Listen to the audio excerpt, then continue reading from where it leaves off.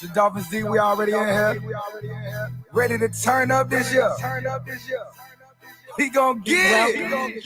Hard Rock Stadium. We gon' defend. We gon' defend. Homie, this side. And we gon' defend. Let me hear you say, his squad. We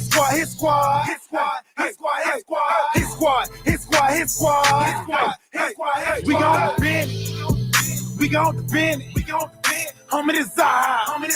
And we gon' defend. Let me hear you say, his squad. We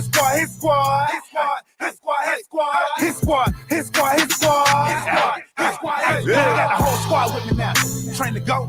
Come play games if you want to. Try to crash our house, you done took the wrong route. We gon' crash in you like a stunt dude. Check y'all like 1, 2. Tap your head like your uncle. You wanna ride, stay buckle. It get loud down here, get wild down here. Turn the field to a jungle. Never disrespect the squad that's defended by a line. And some beasts on the feast on opposition. Another line in the back, sing it to the ER. Just in case you got through the first line with tripping. But if for some reason it get crazy, I got watchers on the corner for my safety. Everybody here well coached. Change the weather under pressure, stay cool like an AC. Woo! But we still made heat. Woo! Was you trying to play me? We be 3 plus 8 deep, but I'm a fool so low. Can't nothing break me. Be great, only way to do great things. Hit hard, only way to make a statement. Come up in our territory, make a payment. Or be in debt with your neck, gotta play.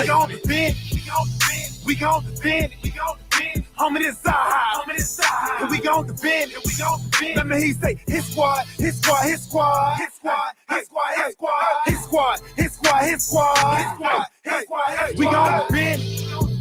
gon' defend.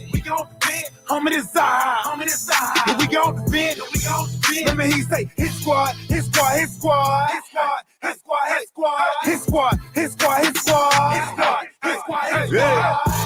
I hit them boys. We throw them toys. Got saying that QB. We them boys. We the realest. We go gorillas. We out here, homie. You gon' feel us. Don't make me come down. In that box. Like I'm red. I'll knock your socks. We don't play y'all boys. Cause we some bullies. We'll take your cookies. Cause y'all some rookies. I'm in the building. Me and Shot Jones. We do lane. We don't play zone. We play that man. So guard your hands. I see your eyes. You're scared, we man. We gon' defend. Homie, this side. And we gon' defend. Let me hear you say, his squad. We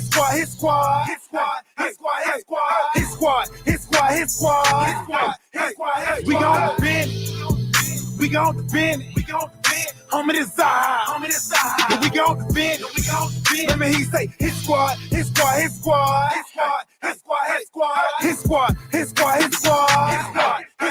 Yeah.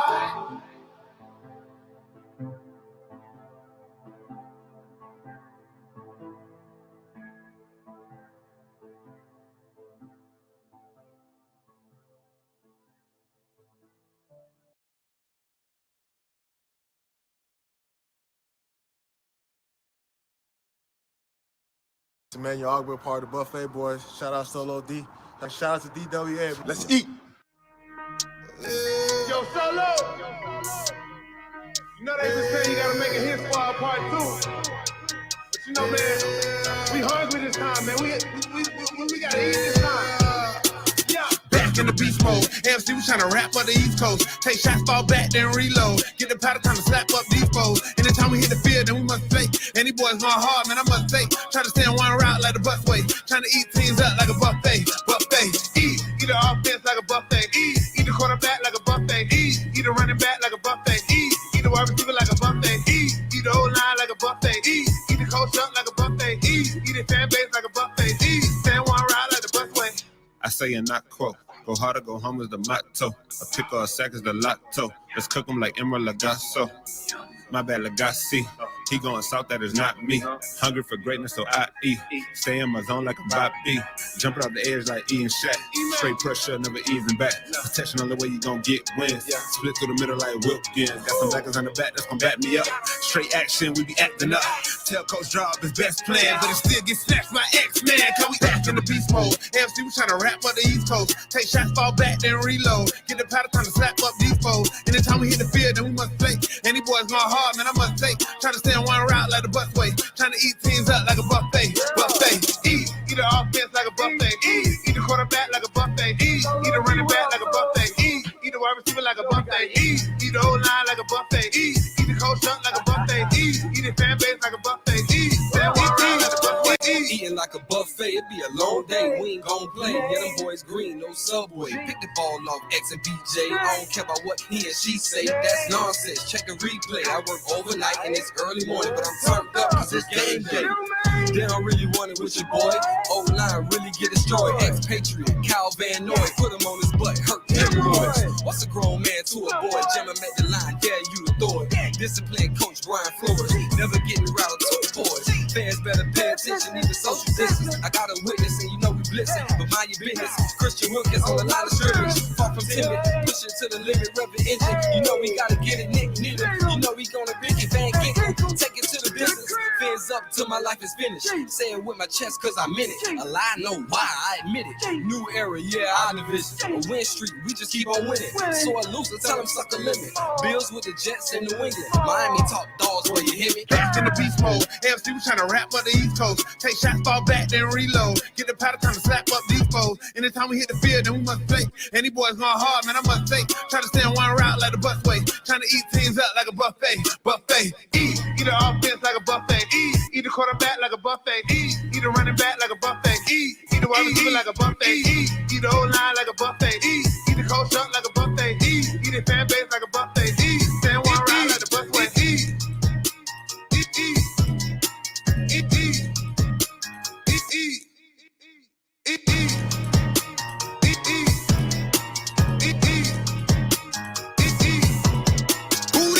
So low, so low, so low, deep. So low, so low, so low, deep.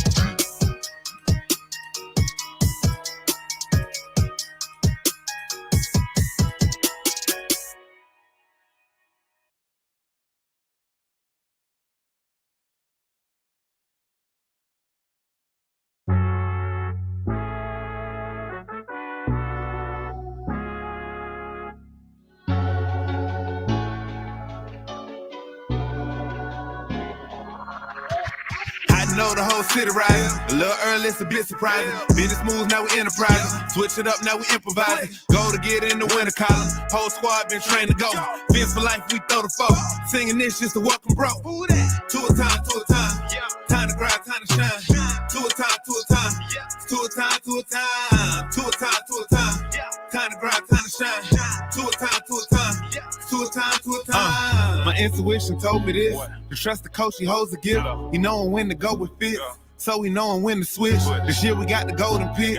Time to see what that pick about. Bad vibes get sent out. Only fans up in this house. We been waiting, yeah, we been patient. Now it's time to cash out, no discount. Super Bowl, yeah, we en route. I don't know when, but it's close. I don't wanna overhype, but I just know I like it. So excited, you gon' notice now. You should notarize it. They say 2 or from that rock. Shout out to Samoa and now it's time to lay the smack down. You think you Dwayne Johnson? Time to be the people's champ. Hit them with the people's elbows, stick together like it's Velcro. You think you could stop us? Hell no, all day I dream about sports. I think I need some Checo custom with some darkest colors, just to let them know we here. Yeah. I know the whole city riding. A little early, it's a bit surprising. Business moves, now we enterprising. Switch it up, now we improvising. Go to get in the winter column. Whole squad been trained to go. Fins for life, we throw the foe. Singing this just to welcome bro. To a time, to a time. Time to grind, time to shine. To a time, to a time. To a time, to a time. To a time, to a time. Time to grind, time to shine. To a time, to a time. To a time, to a time. To a time, to a time. Really hope he the man. Hope we found us a gem. Like the Heat found Bam. Wanna take time to thank Fitz, cause he put on the show. But the young man up, in the whole city know. Time to catch all the blessings. Cash out on the investment. Ball out, don't choke. Fins want all the smoke. Chris Gregg gave hope. Coach flow like spoke. Damn Marina still a go. But to a man on go. Watch to a man throw. Watch to a man scope. Watch to a man dishes that we never ever seen before. Fins up, let it win. Boy, I'm ready for a ring. Maybe 3, 4, 5, 6. It's damn week, use 10. I know the whole city riding. A little early, it's a bit surprising. Business moves, now we enterprising. Switch it up, now we improvising. Go to get in the winter column. Whole squad been trained to go. Vince for life, we throw the foe. Singing this just to walk and broke. To a time, to a time. Time to grind, time to shine. To a time, to a time. To a time, to a time. To a time, to a time. Time to grind, time to shine. To a time, to a time. To a time, to a time. So low, so low, so low, deep. So low, so low, so low, deep.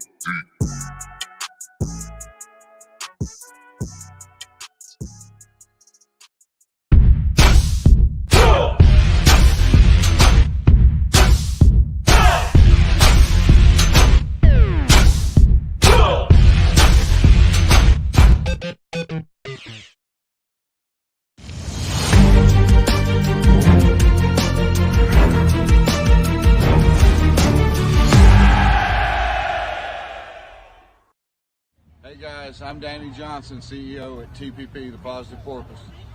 I'm Jason Miller from Fins Up SoCal Fan Club.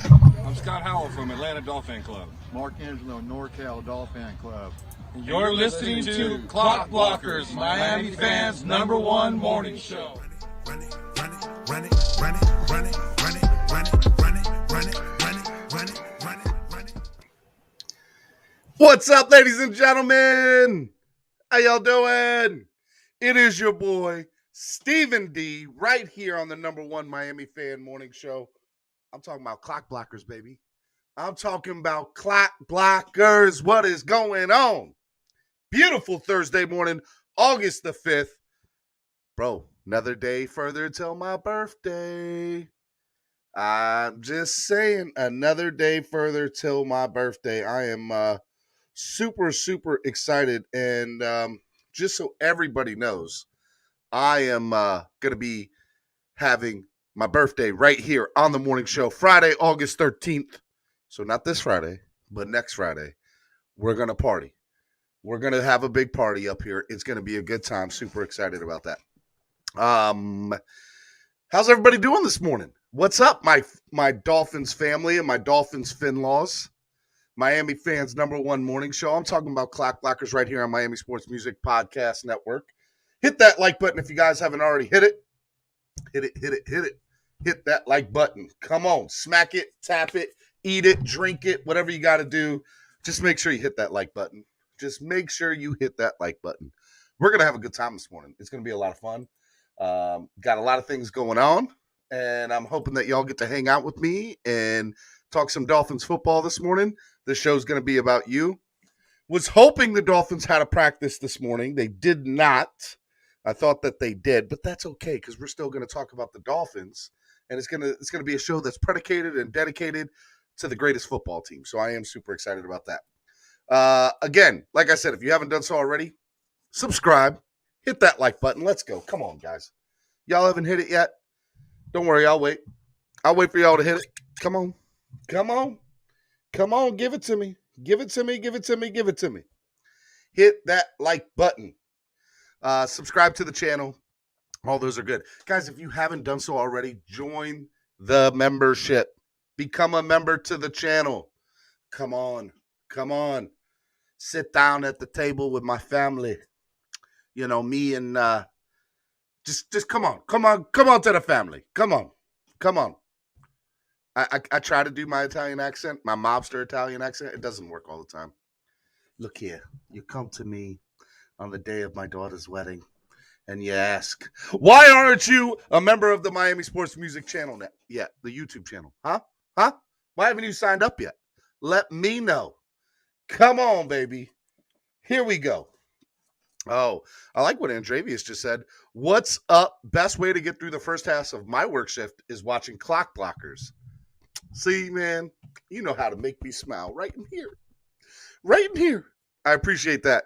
I am super excited about y'all. Let's see here. Subscribe, like, share, and become a member today. Your seat is waiting, Chef Shu says. Yes, the seat is waiting. Your seat is waiting here. Let's see here. Chef Shu, can you MOD Lady Pamela? Let's see. Let me go up to Pamela here. And She is now a moderator. She's now a moderator. Thank you, Chef Zhu. Stetson says, join the best morning show for Dolphins Nation. See, I don't have to tell y'all. They know. They know here in the chat box. Let's go. I love it. I love it. I love it. You guys are absolutely amazing and awesome. So sign up today. Join now. Become a member. It is awesome. You get a lot of perks when you sign up. Access to exclusive content, access to early content, and we're going to have a lot of stuff. You're also going to have access to Solo D's new videos early before anyone else. So that's going to be a lot of fun too. So make sure you guys do that. It's going to be good. What else we got here? Oh, guys, donate to the channel. Help the channel grow. Help the channel grow by donating. You can use the YouTube Live Super Chat, which is, right down below. If you look down at the chat box, you'll see a little money sign. Click the money sign, and what you'll do is you'll be able to do a super chat or a super sticker. And that way you guys can see exactly how it works and how it goes. But anytime you guys donate to the channel, it helps the channel grow. It's a big deal. We got a lot of things we want to do here on the number one Miami fan morning show on the number one Miami fan network. All right. So donate. If you guys don't want to donate through YouTube, the other couple ways you can do it is through Cash App, the Cash App money sign, MSM Podcast Network, or PayPal, MSM Podcast Network. Just remember, anytime you guys donate to the channel, it's going right back into the channel, and it helps the channel grow. It's a big deal. So thank you. Guys, if you haven't done so already, follow me on social media. Follow me at Stephen D. SKPL. For all my people that watch the morning show, what does SKPL stand for? Come on, put it in the chat. Y'all know what SKPL stands for, because that's what we do here on this channel. I'm going to wait till somebody puts it in the chat, because I need to see if y'all have been paying attention. What does SKPL stand for? Let's go. If you guys also follow Miami Sports Music at Miami Sports Music on Instagram and Facebook, and you also can follow them on Twitter at MIA Sports Music. Okay? At MIA Sports Music. Make sure you guys go follow Miami Sports Music. All right. If you guys look at the top here, you'll see here. How do I do this? How do I do this? Right here? Right there. If you guys look right there. Here. Let me bring it up. There we go. You guys see 305sports.net around 305? 305sports.net is absolutely amazing. I'm going to give it up to Chef Zhu for putting it in. Show kindness, positivity, and love. SKPL. Spread. It's spread kindness, positivity, and love. D-Dub, you were close, D-Dub. Chef Zhu got it. Chef Zhu got it. Yeah, spread kindness, positivity, and love. That's what you do when you follow me, because that's what we do here on Miami Sports Music Network. We podcast network. We spread kindness, positivity, and love. That's what we're at. That's what we are after. That is the ultimate goal here. So make sure you guys do that. I love it. You love it. We all love it.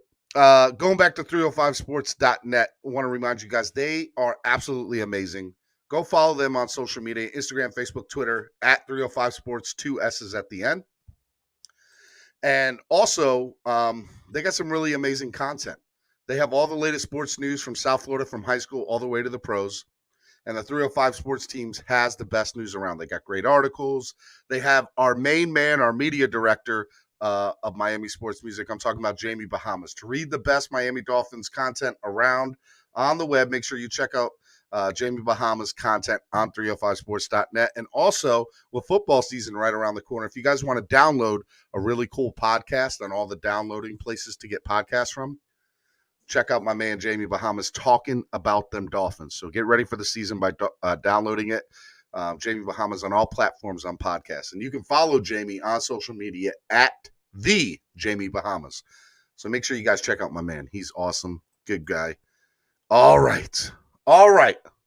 Enough about any of this. Let me go back. Let me hit the rewind button. Guys, around 305sports.net. Or 305 Sports. Let's kind of, before we jump into the conversation, I need to eat my words. Okay. So I have a lot of feelings about a lot of things when it comes to sports in the world, and I have my 2 cents worth. And I said at the beginning of the Olympics that the USA men's basketball team would not medal. Okay. I didn't think they would medal. When I am wrong, I am here to tell you that I will admit that I'm wrong. I was wrong. Okay? I'm sorry. I was wrong. They are heading to the gold medal game. I didn't think that they would. I don't know how the hell they pulled it out. But they've definitely looked really good. And they're heading to the gold medal game for the Olympics. So shout out to them. And it looks like the men's baseball team is also going to be hopefully playing for gold. So we'll see about that too. I think they got to win one more game in order to get to the gold medal game, the men's baseball, which is tonight, I believe. So that'll be good too. So when it comes to Olympics and just saying that I'm wrong about something, I just want to say that I was wrong about that. I didn't think that they were going to make it to a medal game. I thought they were going to get beat somewhere down the line another time. And that did happen. They pulled it out. They lost one game, and that was it. They haven't looked back since. So it'll be interesting. It will be interesting. All right. Now that I have apologized for my mistake, for my words, let's go ahead and let's get ready to get into the show. So I want you guys to come on this morning. I want to hear what you guys have to say. So right now in the chat box, you will see a link. Go ahead and hit the link. And you guys can come on board. You guys can talk. I want to talk about some Dolphins football, some Dolphins training camp. So look, here's what I'll talk about. This has been an amazing week. You obviously know I'm all about positivity here, but I try to keep it real when it's time to keep it real. I think that the Miami Dolphins are looking good, okay? They are, when you're on the beach, girl or guy, okay? Because I know there's women in here too this morning. Shout out to Pamela, okay? When you're on the beach and you're sitting there with your hat and you got your sunglasses on and you're with your significant other, so you don't want to be caught looking on the beach at anybody else. So you put your sunglasses on. You just lay back, but you're really people watching. Your eyes are going like this, all right? That's what Miami Dolphins training camp has been like. Where do I look? What do I do? Everything here looks great. They all look good. You are people watching. You are people watching. 4 P's equal playoffs, says Steven. Let's hope that your Tua prediction ain't wrong also. I don't think it's going to be. Y'all can rewind the tape from yesterday. I said a big deal. I did.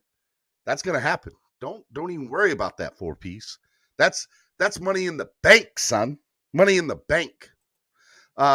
Yes, I think that this team looks amazing. Tua Tagovailoa has done absolutely. Steven, what did Larry say? Or Pete say? Steven, now your wife knows what you do when you wear shades. Yes, I know she does. I know. Look, we don't go to the beach that often. Okay. And when we go to the beach up here in Ocean City, Maryland, there's nothing to look at. Okay? Nothing to look at. Okay? And the only person I want to look at now is my wife. All right? See, now you got me in trouble, Pete. Way to go. I was hoping I was just trying to make people to be able to understand. Now you're getting me in trouble, Pete. Thank you, Pete. I appreciate that. Lakers all day. We are not here for that. We are not going to say that. There will be no more Watson talk on this channel. I just want people to know that. There will be no more Watson talk. I know I've said that before. But there will be none. We're not going to do it. We're not going to do it. All right, let's start bringing in people. I got some people backstage. And I know people want to give their 2 cents worth and want to stop listening to me this morning. That's okay. I love you guys still. What's up, big time? What's good, Steven? How are you, man? I'm good. How are you? You beautiful man child. My beautiful man child. Oh, you know how you know the right things to say to me, big time. You know the right things to say to me to make me blush. I know you can't see it because of all this hair on my face. But you did. I'll make it right to your audience too, because your audience is probably as beautiful as you are. There you go. See, that's what we're about here on Miami Sports Music Podcast Network and Clock Blockers. This is the kindness being shown by big time, the love. So what's up, man? Let's talk, man. Where is your mind at? Are you not super excited about this team right now?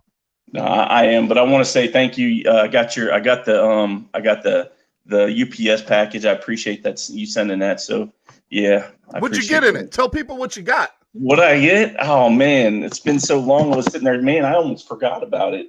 I got the Tua rookie card, and then I got the OJ McDuffie signed autograph card. That was pretty cool. Hey man, tell the people that I took care of you, that I was a man of my word. Take care of me, Steven. This man will take care of you. He'll go ahead and give you a back rub. Maybe, I don't know. Maybe he'll comb your hair. I don't know. You can't be giving out back rubs on my behalf, man. All right. I don't know. I don't know what you do in your off time, but I'm just sitting there saying, just let you know. Hey, let's bring in D-Dub. What's up, D-Dub? What's going on? Dwayne! How y'all doing? How's everybody doing? I have missed you, man. Where have you been? Hello? Man, I was doing some things. I was spreading kindness and love out on the West Coast, doing a big chore for somebody. So okay, but you're here now. You're back, right? Basically, I'm back in the Eastern time zone. And happy for I have to tell you, I have been worried that I lost you. Like, I was like, where did D-Dub go? He's still a member of the channel, but where did he go? Because I have missed you, man. It's not the same when you're not here. You are an integral part of this morning show. You need to know that. I appreciate that sentiment, man. I appreciate it. I miss interacting with the fans, whether it's on the StreamYard or in the chat room. Well, next time you go, just let a brother know, okay? Let me know. Okay? I need to know this. Well, one time I did get on while I was out there, but it wasn't the same. It wasn't. I think I remember when you came on. So West Coast. I'm glad to be here, and I'm looking forward to it now that they can start putting the pads on and getting interaction with other teams. This is where I can get the chance to really see how the offensive line is communicating and gelling. Mm-hmm. I think that's going to be a big factor in the success of this team, how well they do. Look, I have to tell you. So yesterday, obviously, what we've done the last 2 days, TD Fins Talk was at training camp. Shout out! I need to give the biggest, humongous shout out to TD Fins Talk for helping me provide great content the last couple of mornings on the channel. He showed up to training camp. Before he gets in, he's still in the car driving into the stadium. He calls in. He had his camera on and took the fans on a nice little, going through security, walking through the parking lot, going through security, walking up in the stands and sitting there right up until practice starts, and then providing some amazing play-by-play coverage on Twitter that we watched the entire morning yesterday. And I have to give just the biggest shout-out to TD Fins Talk. Go check him out. I know all of you probably already check out TD, whether you like him or not, know about him. TD's doing his thing. TD's doing his thing, and he got the hookup, got his cabana in a nice location. He's getting the benefits of doing good publicity work for the team, as well as providing hopefully content. The team appreciates it as much as we do. Just for him to be able to get the hookup the way he did, impromptu like, and not have it arranged, but somebody recognizing him and saying, "Hey, I got a spot for you. Here, check this spot out." That goes to the hard work that he's put in to the grind, and we all benefit from it. So, TD, thank you for making the fans more aware of what's going on, and also thank you to all us YouTubers out there grinding, that you provide some information for us to speak on. So thank you. I got to give props to K Flex and Reason, for all their work, and all the YouTubers out there, and Dudley Durong, all the work that y'all do helps the fan base be more knowledgeable. So Stephen D, thank you. Hey, you go without. I I want to know say you go everybody without goes saying, without but saying though. That's the but problem. I don't ever get no love on my but channel, D-Dub. we're on your channel. We're on your channel showing you love right now. See, I see So what you did there. we're showing the love. We're showing the love. We here, and whether you are a member or a fan or subscriber, we're showing you love in the manner that we can. So there it is, Stephen. There it is. There it is. Shout out to Irving Figueroa promoting the other podcasts that are on the network. That's what I'm trying to do here. When you guys donate to the channel, you're helping the network grow, and that's what we're trying to do. He said, I'm just going to quote what he said because I didn't tell him to do this at all. This is great. He said, want to listen to some Dolphins pigskin in Espanol? Catch the evening Spanish language podcast, Hellfins, with Chocho Samparis and Armand. Okay? Don't forget Armand there, Irving. And those guys are great. They're every Tuesday at 9 p.m. And then he said, breaking down X's and O's of the game of football. Are you a football geek? Don't miss What Would Shula Do with Wade O, only on Miami Sports Music. See, Irving, now I got to pay you for working and all this stuff. See, I'm going to pay you in hugs, man, in hugs. What else we got here? And Stephen D and Larry too. See, he didn't forget about me. So hey, Big Tom, let me bring you back in, Big Tom. What about yesterday, man? What did you think of yesterday and just the praise TD was given Tua? And did you listen to TD's evening show last night? I got a little bit of it, but it was a long day, so I didn't get to see all of it. No. And you had to make sure you were up this morning for my show. That's basically it. I know. I appreciate that. Look, he pretty much went in and said this is the best he's ever seen Tua play. I'm paraphrasing, but what I got is it's the best he's ever seen Tua play, and Tua had an amazing day yesterday. A phenomenal day was his words. A phenomenal day. So, I mean, look, that says a lot, and even Omar Kelly on his Twitter, I mean, he's saying that Tua looks absolutely amazing. And then you go to Colin Cowturd's channel, and he's like, oh, don't believe the hype of Tua, blah, blah, blah. I have to believe the hype if Omar and TD are given praise. Would you not agree with that?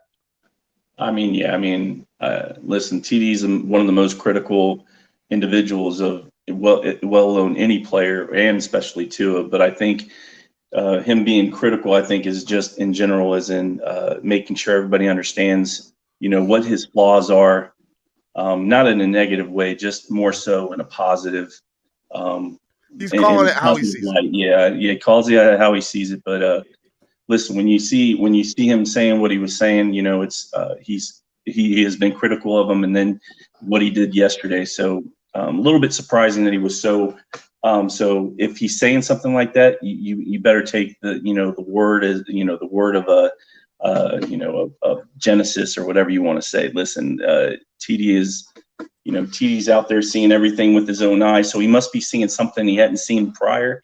But I don't want to jump the gun as of right now. I really want to see what they do with Chicago. So I'm glad they're on the right, they're getting on the right page. But we'll see what they do with Chicago and see what happens there. And hopefully that's not a joke. And they actually both are, competing fairly, competing somewhat. And we'll see what we get consistently out of them. Flip side, Fisher said TD and Omar are actually out there on the field. The other guy, Colin Cowherd, is on a talk show full time. Yeah, I take with whatever Colin says as a grain of salt. The reality is the national perspective is still down on the Miami Dolphins, and that's fine. People hate us because they ain't us, and go ahead and doubt till the cows moo. I don't care. I didn't know another analogy to say. That's why I said that. Basically, I'm telling you right now, the national pundits, the national media wants to put doubt on this team, and they can do that all day, and rightfully so in some places, right? Like the offensive line, there's still a lot of question marks on the offensive line. Don't know how that's going to quite work out, but guys, only 2 full day of pads. All right. Next week, we get to go into some training camp. By the way, now or get into a game. By the way, side note: football starts tonight. Hall of Fame game. Are you guys not? Come on, man! Real football starts tonight. I will be watching. I'll watch it. You know, the fact that you get a chance to watch teams do it in full pads against another team, it's always exciting the first time. Even though you may only see the starters for like 1 or 2 series, it doesn't matter. You get to see how the concepts are working, and you get to see other players that you've had conversations about. This is the time where you find out about your team. So it's a good time. The first game, even though it may not be the Dolphins, it's gonna be exciting because it's the first time you get to see any real action for this year. So yes, it's going to be something that's should entice football fans, even if you don't watch the whole game. The fact that you're able to see competition, that's a good thing. That's a good thing. Irving with another promo. Want to hear about what's going on in the Dolphins community? Want to find out more about fashion, especially when you wear what you wear on game day? Don't miss the Freak Show with Dolph Freaky, MSM. I like it. Oh yeah. And you know what? I'm gonna practice how to say touchdown and first down in Spanish. In Spanish for Helfins. Do you know how to say it? I'm gonna watch the show more. Okay. How do you say it? I don't know. Oh, well, I'm going to learn. I don't speak Spanish. Hola is about all I know, and that's because of Dora. Dora. That's it. That's because of my daughter. Dora the Explorer. Oh, yeah, that's right. You in Baltimore. You in Baltimore, but you're on the East Coast. There's a lot of Spanish. I know. Spanish-speaking people. Here's a funny thing. So when I was in high school, back in the day, I took a semester of Spanish, and I was like, well, let me. And I didn't learn much at all. Let me take a semester of French so that I learn both. Looking back on it, I wish I had took 2 semesters of Spanish, because I think it would have helped me out more. And I didn't learn nothing in French. I know how to count to like 15 in both. That's about it. So neither one of them have helped me in life. Well, learning a little Spanish in high school and in the military, you have a lot of Spanish speaking soldiers. So it's good to know at least how to say certain phrases and be able to communicate and show your soldiers,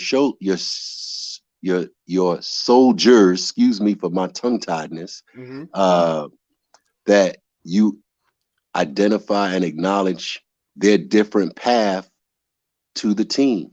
Yes. So it's important to at least be able to communicate certain thoughts and certain directions so that it's easier to lead and manage soldiers. Look, I think that Lorenzo Ice-T in the building. What's up, Lorenzo? What's up, Lorenzo? Shout out to Lorenzo Ice-T Thomas. Guys, go check out my man on YouTube. He is the man. Love Lorenzo. What's up, Lorenzo? Roman Soldier says, rest in peace to Jalen Hurts. Yeah, man, that man looks like he's on his way out the door. 4Ps, I thought you were Hispanic, Steven. Why do you think I am pretty handsome? I know. I am. What can I say? No, I'm not. Philadelphia doing him dirty. Yes. So look, I'll at least announce it and give it some credit.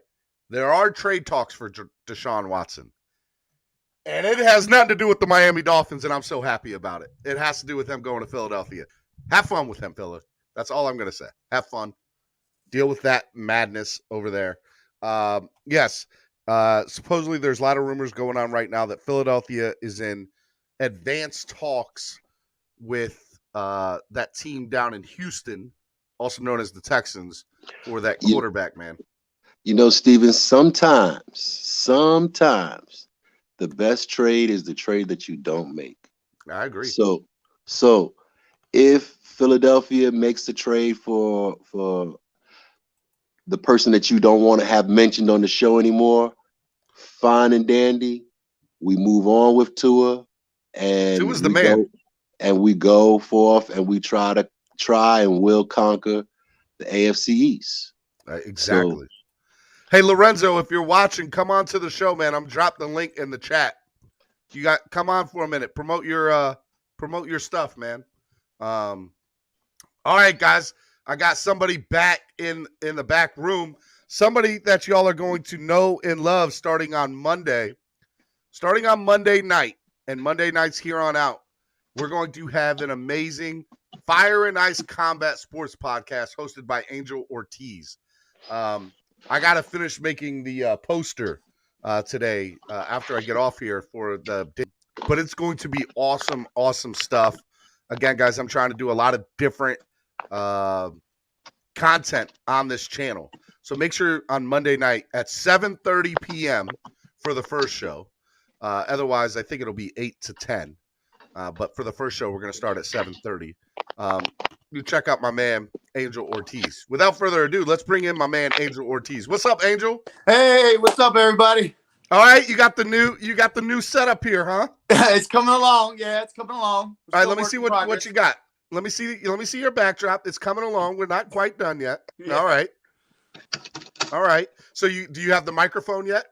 I do have everything. I just haven't set it all up yet. I'm still trying to get it all worked out. You know me, when it comes to these gadgets and gizmos, I'm a little bit off. Look here, man. All right. You know what? We're gonna work together. We're gonna come to this. I'm gonna have to send you a book. Podcasting for Dummies 101. Not that you're a dummy at all. Perfect. That works. What's up, brother? How are you? I'm good, brother. I'm good. How's everybody doing? Hope everybody's staying blessed and happy. It's good to see D-Dub up there and Big Time and everybody else. What's up, guys? What's good, Angel? Hey, man. So before we get into some Dolphins talk, tell me about the show on Monday. People want to hear about it. Well, as you know, behind the scenes, we got a big show for our first show coming up. We're looking at probably close to about a 3-hour show. We got some awesome guests coming on to talk. Fans will have a chance to interact with them and talk with them. So it's a great opportunity to talk to these. A couple of big UFC fighters are coming on. That's correct. We're gonna make the announcement now. I don't care. Go ahead. That's what I want you to do. You're here. All right, so we got Chase the Weapon Walden, who fights out of Lion Fights for the Muay Thai setup. He's a big time fighter out of Lion Fights and local guy, great fighter all the way around, and just an all around good, awesome dude. We have Miranda Maverick from the UFC. She'll be coming on. She just lost the other week. She got cheated out. She got cheated out. Lost a very controversial decision in the UFC to Macy Barber. Should not have lost that fight. Anybody in all of combat sports knows that she should not have lost that fight, but she lost it. That's why you never let it go to the judges' scorecards. We also have former Ultimate Fighter winner and UFC fighter Colton Smith. He's also an Army Ranger. I'm super excited about. He's great. We're excited to have him. He's an Ultimate Fighter winner. He's fought in the UFC, and he's an Army Ranger and so on and so forth. So it's really good to have him on board. And then I believe we have Super Sadiq Youssef from the UFC as well on coming on and talking to us. So we got a lot of people coming on and talking to us, and possibly Mike Fox, WBO, WBC fighters, boxers. So we got some great guys coming on the show and women, and it's going to be an awesome time. Guys, Monday night, 7:30 p.m. Eastern Standard Time. Make sure you guys get on. And you're going to do Monday nights from 8 to 10 moving forward. On Mondays going forward, yes. But this first show, we're starting at 30 minutes early because we have such a big show. That's correct. We're starting about 7:30 p.m. Actually at 7:30 p.m. start time, and we're going to be rocking and rolling, man. Stephen D is going to help. I am not hosting this show normally, but I am going to co-host with Angel this first show just to get his feet wet, make sure he feels comfortable, and kind of show him the ropes, as they say. But this is Angel's show, so make sure you guys check it out. It's going to be awesome. It's going to be good stuff. Yeah, I mean, like I said, we got a lot of great fighters, man. You guys will have a chance to ask them questions. It's going to be a fun time. And these guys, as you see them on TV all the time, they're just a great group of fighters and good people, man. So well, you do have a lot of work to do in the background. Make sure that chair's not up so people can see everything. It's still a work in progress. I'm still getting everything set up. You got a lot of work to do, Angel. I'm just saying, you have a lot of work to do. Come Monday, everything will be looking great. All right, let's talk about some Dolphins football. All right. You've been keeping up with the team. I'm sure you've been seeing what's been going on. Yeah. What are your thoughts, from a national standpoint? For those of you who don't know, Angel lives in Northern Virginia, but what is your thoughts seeing from a national perspective what this team's looking like? Well, first off, shout out to the Valley Fanatics out here in Winchester, Virginia, and also the Nova Doll fans down in Northern Virginia. So yeah, I'm excited about it, man. Haters are gonna hate. That's what they do. Haters are gonna hate. They're gonna hate on the team. They're not gonna show the Dolphins love. For some reason, we're hated, probably because we're perfect and the only perfect team ever. But I like what I'm hearing from training camp, man. Tua is lighting it up.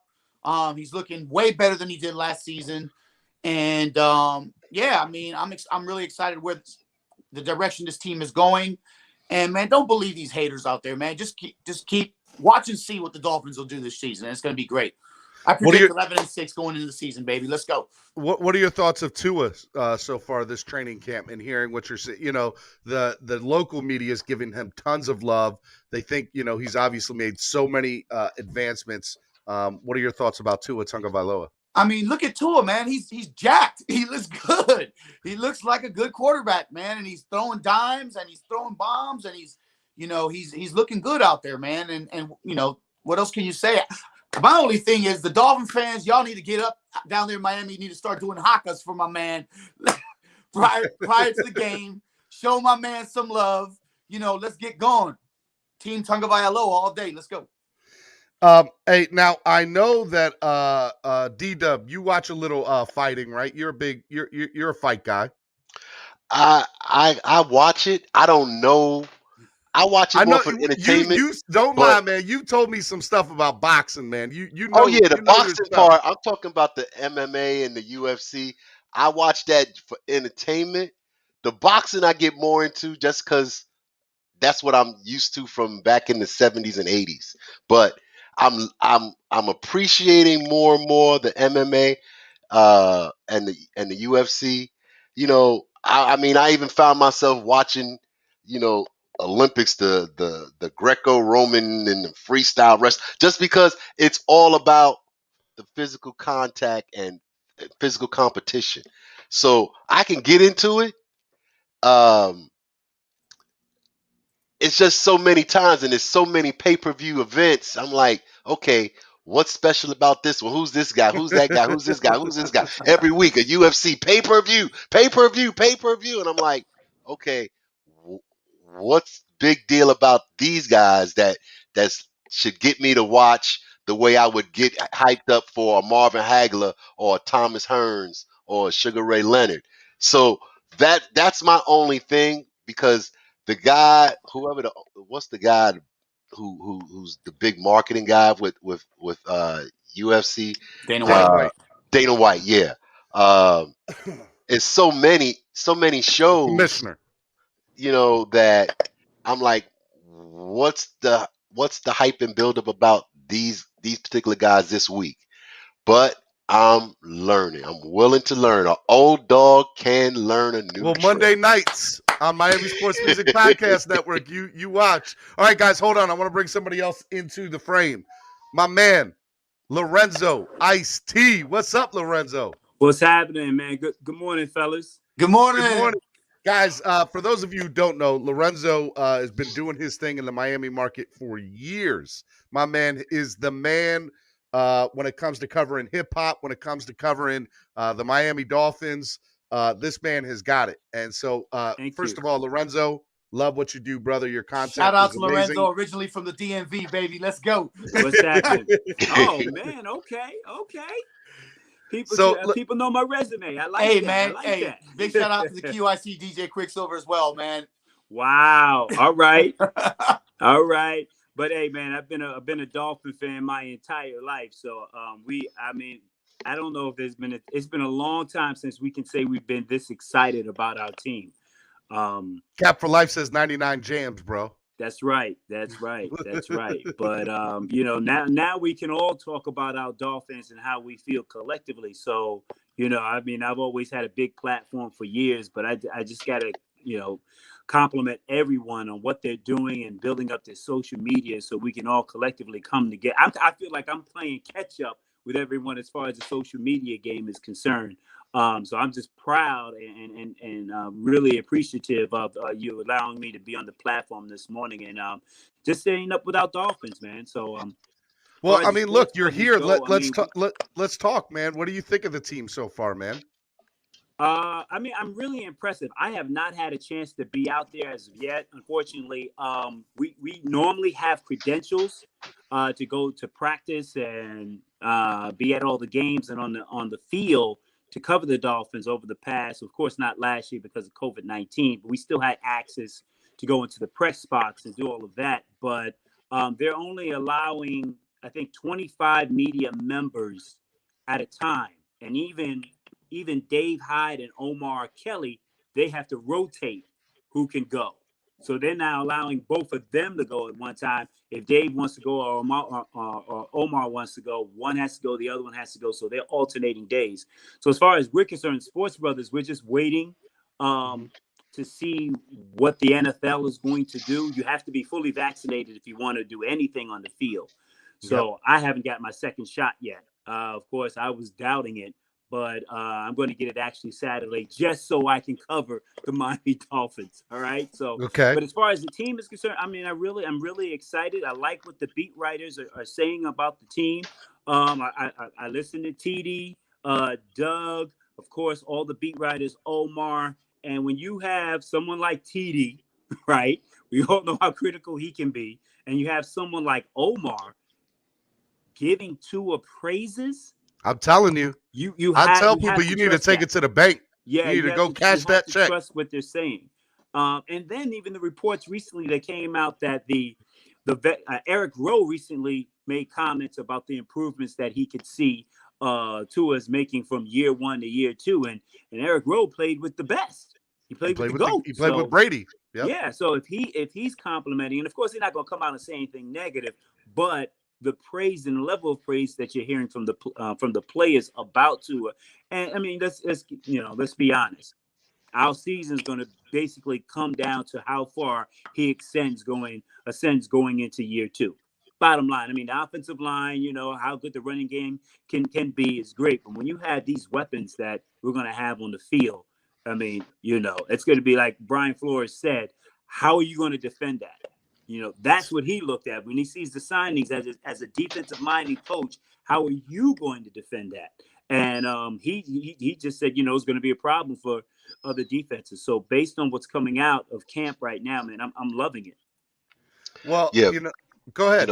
Flores is making a team that, on the one hand, forces you to make adjustments to his weapons, but also on the defense can be flexible to match anything and everything that can be thrown at you.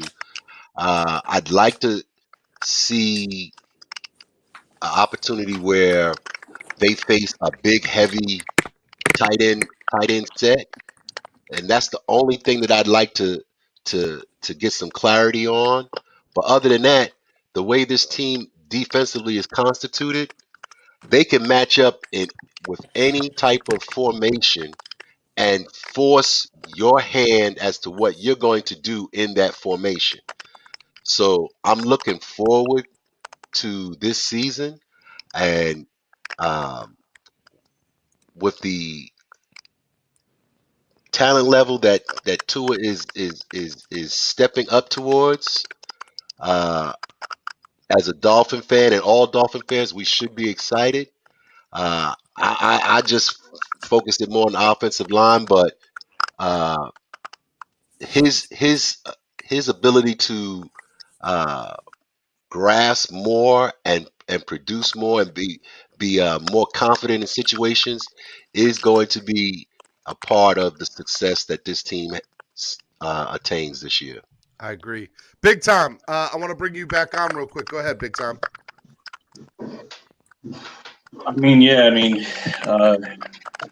It was nice to see, TD say the things that he did, because he's always usually critical to them. TD pokes the bear a little bit, but in respect to TD, he's only looking out for everybody and putting out the best content he can for everybody to have everybody understand what's going on with the team. Whether you agree or disagree with him, you have to respect what he says. It's nice to see Tua, having those consistencies and seeing thrive through training camp. But like I said, I'm more prone. I want to see what happens in Chicago. I want to see what happens there. I think he is going to have that. He's going to make that jump. It's just in our front defense, that's what I want to lose. I want to see how thriving they're going to be. Like I feel they're going to put so much pressure on that offensive line that our secondary is just going to eat. They're going to eat all day. So that's just me. Y'all have to forgive me. I wake up and sometimes I even D-Dub forget. does his house chores sometimes on I that even show. forget. I don't know why. I'm so hyped about getting on the show that I forget sometimes just to make up my bed. See, I love D-Dub. So I'm real with everybody. I don't have no pretense. You see me. But guess what? Hey, this man has folded clean clothes house while on the morning show in the morning. I do keep a clean house. Respect. Okay. All right, Lorenzo. As a retired man, I don't have to get up early in the morning, 5, 6 o'clock in the morning anymore. So I ease into my day. You're killing me. D-Dub. Lorenzo, let me ask you something. What about the offensive line? Because there's been a lot of inconsistency from that. No, we haven't seen. I think that's where everybody's like wondering and scratching their head at. Like we've seen positives from the wide receivers, we've seen positive from the quarterback. The defense looks like a top 5 defense, right? So my question to you is, what do you think about the offensive line and what that's going to look like? Well, I think it's just going to be a revolving door at the offensive line until Brian Flores is out. The top 5 offensive line. That's who he's going to start, regardless of they were drafted where they played, unless it's a. Lorenzo, you're breaking up there a little bit, my guy. Angel, you want to take that one over? What do you think about the offensive line standpoint? Yeah, there's obviously some concern there with the offensive line. They keep rotating guys to figure out what's the best position to have them in. I am a little bit concerned with the offensive line as well, because as it starts with that front. It always starts up with that front. So you gotta be concerned about if they're gonna play the guys in the right position and all that stuff to protect the quarterback, because without an offensive line, we saw what happened with Tannehill. We saw what happened with, other quarterbacks. Without an offensive line, we're not going to produce anything. So even Tua's going to struggle. So we need to have a strong offensive line going forward, it just kind of, Omar Kelly said Eichenberg is playing worse than Flowers. Now, I take that with a grain of salt, right? But I have to, I haven't really heard any consistent thing throughout the media that's been covering the team about the offensive line. We thought for sure that DJ Fluker was going to be part of this starting rotation. And then obviously he gets released on an injury settlement. Solomon Kinley, something's going on there with him. And Dieter has been starting, and I haven't heard anything from Skura. So, and I thought for sure Skura was going to be the starter over Dieter. So it's been just inconsistency. And I think we can be happy for Tua all we want. We can be excited about the wide receivers. But if Tua doesn't have time to throw the ball, this isn't going to go anywhere. And by the way, we've heard this story before. We've played this story before in South Florida. So I don't know how to make that go further into how do you bolster it up? Big time or D-Dub? Either one of you can take that. D-Dub, you're on silent, or you're on mute. Just unmute myself. There you go. I unmuted you. Oh, okay. Okay. I didn't think I muted myself, but Excuse me, fellas, I gotta walk around, but go ahead. But that's why my initial comment was that I have a lot of anticipations to see how the offensive line does with the pads on in scrimmages and with other teams, because they have to develop the communication skills to be able to protect Tua. And when I say the communication skills, who's picking up the stunts, how they work off the double teams, those are the things that's going to be key to the success of Tua and the team. We got all the targets, we got all the skill positions set. The trench, the offensive line is key to everyone's success, whether that's a running back, starting quarterback, backup quarterback, wide receivers, slots, whatever the case may be. It all comes down to how well those guys do their jobs and communicate with each other so that they can pick up those stunts and know how to combo block, when to combo block, and if they can get the consistency with not having the injuries to be able to just focus on one spot. It's nice to have players that can play multiple positions. It's best that when they don't have to fall back to that second position that they could play, because if you can build the consistency, injury-free or relatively injury-free, and just do your job, that makes the offensive line that much more cohesive, and thus makes the whole offense that much more cohesive, which then benefits the defense as well, because they don't have as many opportunities to be out on the field because the offense is chewing up clock and scoring points. Omar Kelly tweeted a little bit ago. He says, most of you, the fans, want him to be cheered for every little thing he does well. I'm focused on the things he needs to get better at: reading defenses, throwing on time, evading pressure, because this line has issues again. Tua's got it. And he put it in capital letters. He just needs to develop. Big time. Your thoughts on that from Omar? Yeah, so listen, I think everybody knows that he needs a little bit more time to develop. He was already behind the ball coming out of college. This is just me. He had lost some time when he got injured. I don't know if he would have came out of college that year if he didn't get injured. Well, depending on if he would have won another championship or not. I would have hoped he probably would have stayed another year because I think he needed it. His IQ, I'm not sitting there saying has anything to do with it, but missing time in college definitely hurt him, I think, and brought him in and had him behind the ball with the other quarterbacks that came out through college, and having that injury. He's had a total reboot. So we have to remember that not only has he had to remember and learn certain things again, I don't think we focus enough on saying that, yes, Tua came from Alabama, and yes, he did some phenomenal things in Alabama in his accolades. But we have to remember he's not the same quarterback, and I don't want him to be the same quarterback. I want to see different traits come out of him as he starts continuously improving in the NFL. So you're going to see different things. Now, what I see when he's passing the ball here lately, he has an incredible touch.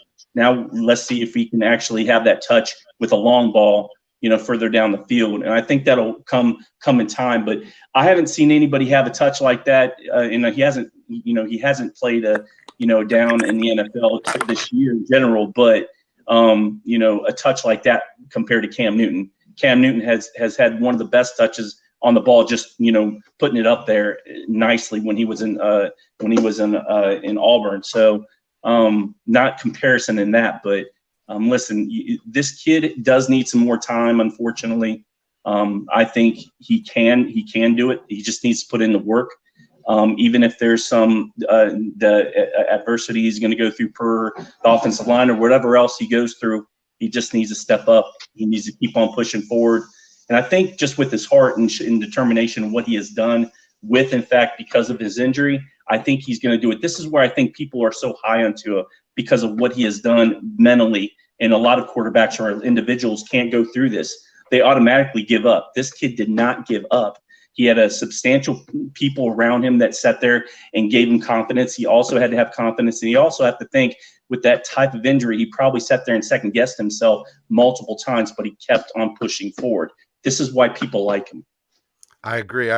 Let me bring in two new people to the stream for the panel today. I got Pamela with her dogs, and I got Big John 007. What's up, everybody? Hello. Welcome. Pamela, let's see your face. Where we see the dogs. Let's see you. Oh, I'm here, but I'm going to show you my dogs. I'm going to show you the dogs. I'm like having a rough morning, but you're having a rough morning. That's okay. All right. But Big I am all into talking football about Tua and everything. So you let me know when to say go. Well, the floor is yours, Pamela. Go. Rip. Okay. We always say women first. Go ahead. Okay. All right. So look at John and his chivalry. I know. So sweet, John. So my whole thinking about Tua and this, doubting, should we pull in Watson, which I think is absurd. So I don't like that at all. But Tua and the offensive line. So last season, Tua's in, Tua's out. How different of a quarterback are Fitzmagic and Tua? And they got to make changes depending on those two different guys. Where's the consistency? This year, they're going to have the consistency of a quarterback. Then you take a look at Tua and you see, just like was just being said, he's going to be a different person because he's a year past that injury. When you are playing a little bit off your game, your weight is back in your heels a little bit. He's going to be forward and aggressive and moving. He is not going to be running scared. So I think that what we're going to see is somebody that's not actually ever been seen on the football field before. Yeah, I would totally agree with that. Big John, your turn. I agree with her, man. She's absolutely right, dude. I mean, it's scary to think if he's 40% better than he was at Alabama, as far as just physically. Let's just say 40. I'm gonna say more than that, but you give that man a 60% body better than what he had at Alabama, and he's not injured, and he has weapons.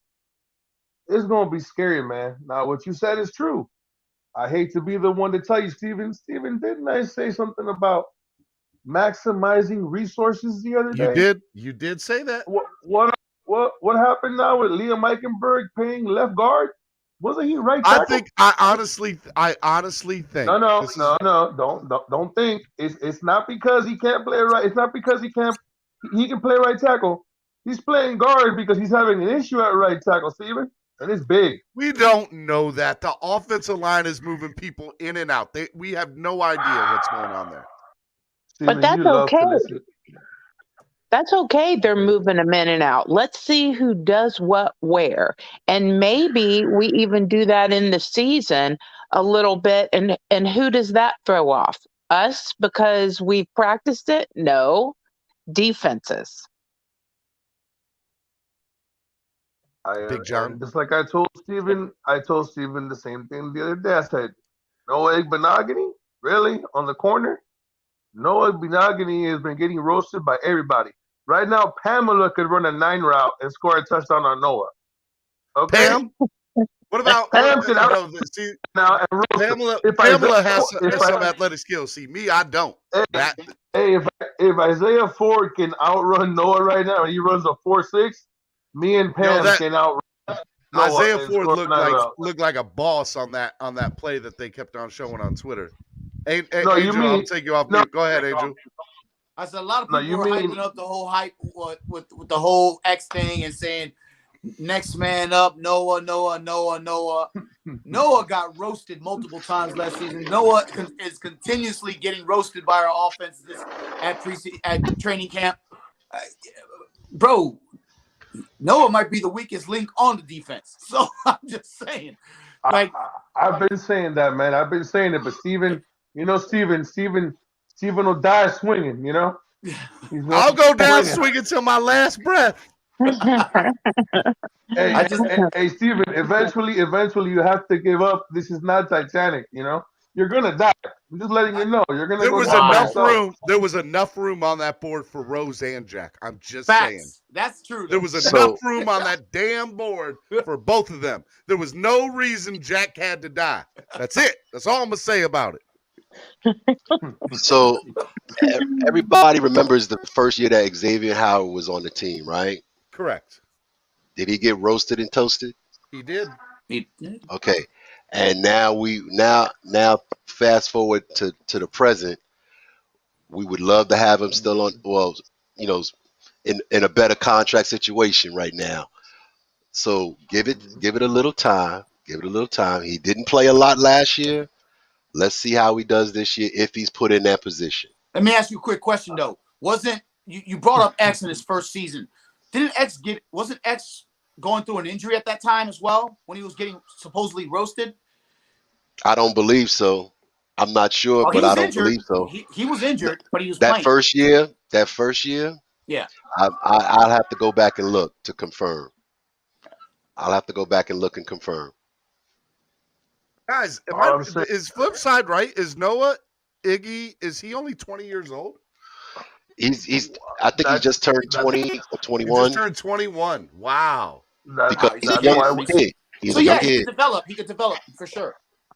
Guys, I don't want to. Like, I know he's a pro, but the kid's 21. Yeah. And like he's still developing. Well, and the thing about that is, if, say, for example, in my field of expertise, which is dance, every time a dancer would grow, you had to retrain that body to be, exceptional with this new length, height, weight, whatever it is. So a young man like that is very likely still growing. And so there's a lot of things that you have to work at to get your best athleticism if you're still growing and you're that young. I mean, I wouldn't know about dance, but I know Angel can pop, lock, and drop it. Wow. Well, that's why I was telling you. That's why I was telling you. I don't mean to cut you off, Pamela. I'm sorry. That's why I was telling you, Steven. That's why I was telling you, Steven. They drafted him 2 years too early. I understand what D's saying, and I get it. Yeah, he got when everything about what I'm saying, when Xavier was a rookie and all that. I get it. I totally understand it. But Noah's getting roasted consistently, and this is in his rookie season. He got roasted his rookie season, and we said, okay, he's getting roasted now. And I'm only saying it because they were talking about him playing on the boundary if we traded X. And I told you when EM was on, listen, if we switch the coverage and you have to roll coverage to Noah's side and you have to leave Byron alone, it's going to be ugly. Now you see why it's ugly. If Isaiah Ford is dropping you for 50-yard bombs, we're going to have an issue, bro. You can't do those exotic blitzes when you have to sit there. They don't plan on doing a lot of the exotic blitzes if they get the pass rush they get from Jalen Phillips and AVG and Agba. So those exotic blitzes may be minimized. You're not going to see as much. The reason why they drafted Jalen Phillips is to get natural pass rush. Okay. So you just think they're just going to go? You think they're going to go 4-3 and just go? Not 4-3. They're still being a 3-4, but you'll be rushing 4 guys. But you're not going to have that. You're not going to see that amoeba defense as prevalent as you did last year or the year before. You're going to see more natural three down linemen rushing with a 4th or 5th but you're not going to see 6 or 7 person blitzes as much. No, So I get therefore, it. I you get may it. You have blitz more for it. coverage over the top. You may have more coverage over the top to protect Noah until he grows physically and mentally into the position.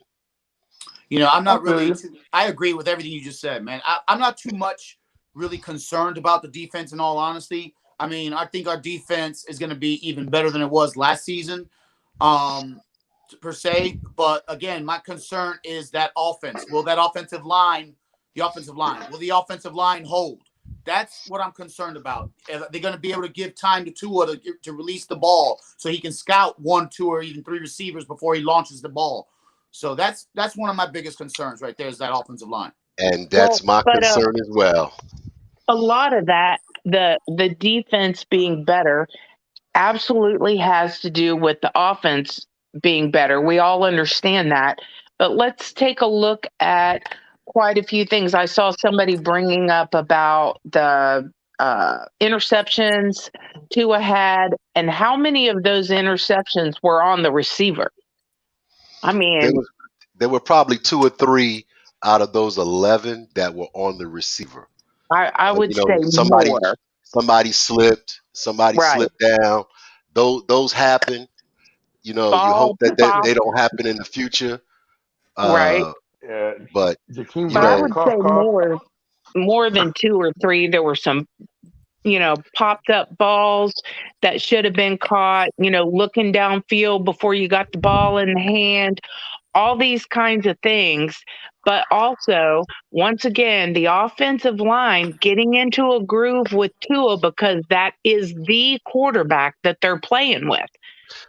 so Tua has to trust himself. So a perfect example of that is in the Kansas City game.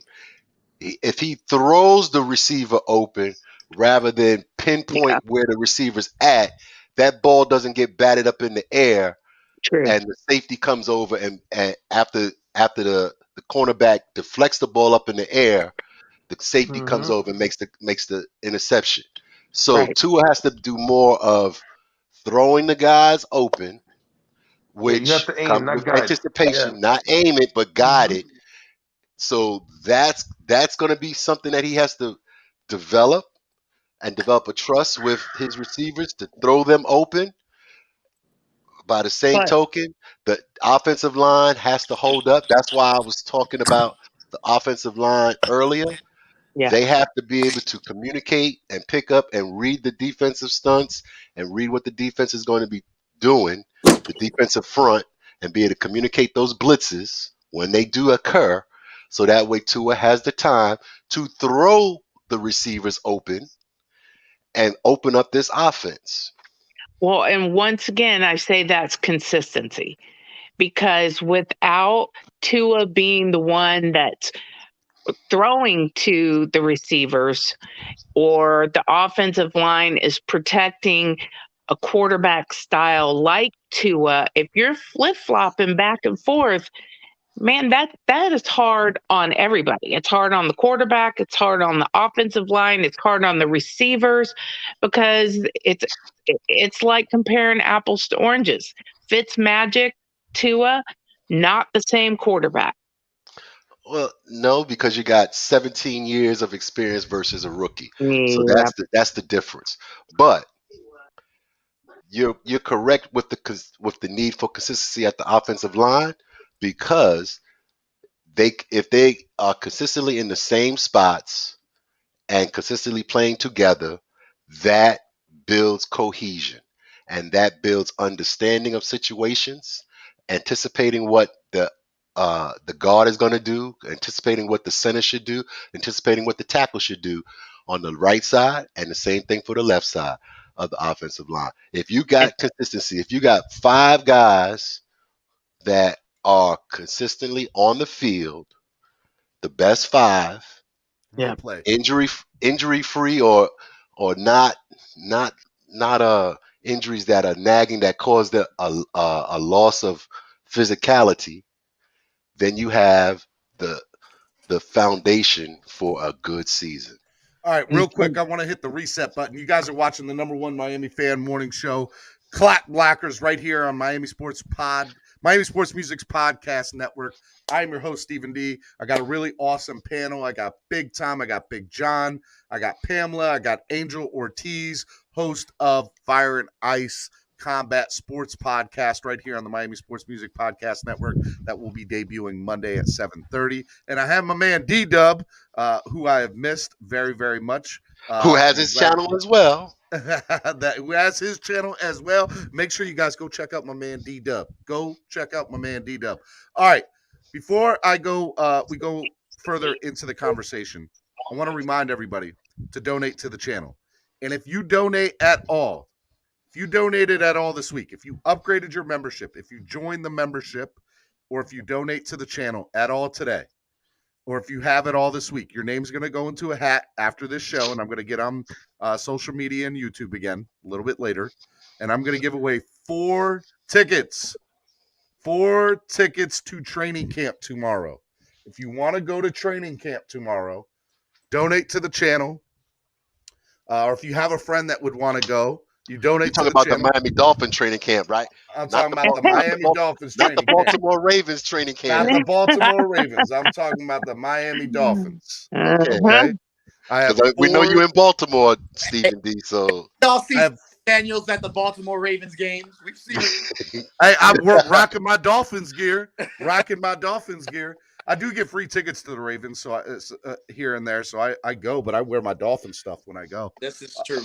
I've been on national TV it was like the Ravens Chiefs game, and you saw me clear as day in a Dolphins gear. It was awesome. People texted me, bro, are you at the Ravens game right now? Yes. Yeah. So check it out. 9:45 a.m. I have 4 tickets. So donate to the channel, help the channel grow. It goes to a good cause.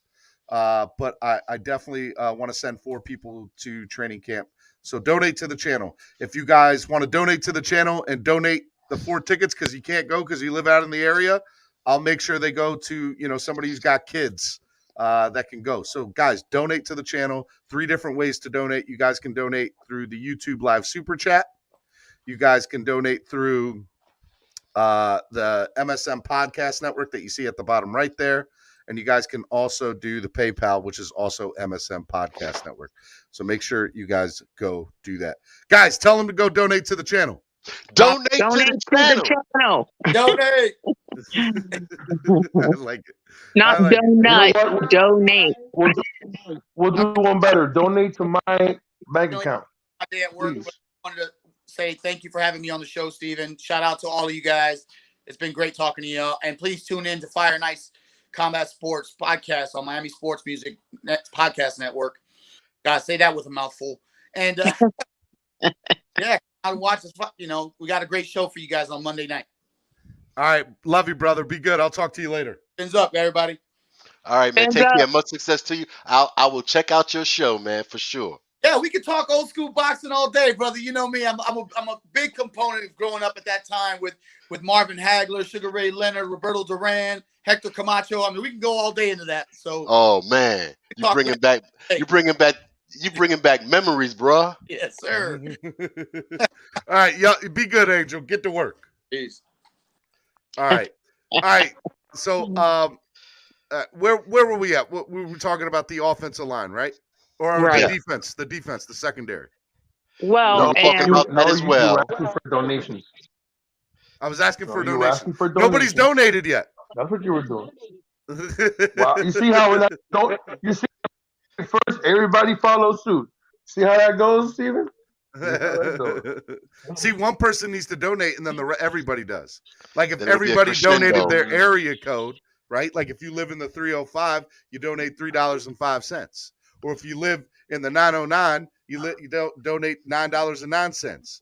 Or if you like your favorite quarterback's number 13 of all time, you donate $13. Or if your favorite quarterback's number 1, you donate $1. Let's go. Favorite quarterback area code donations. Let's go.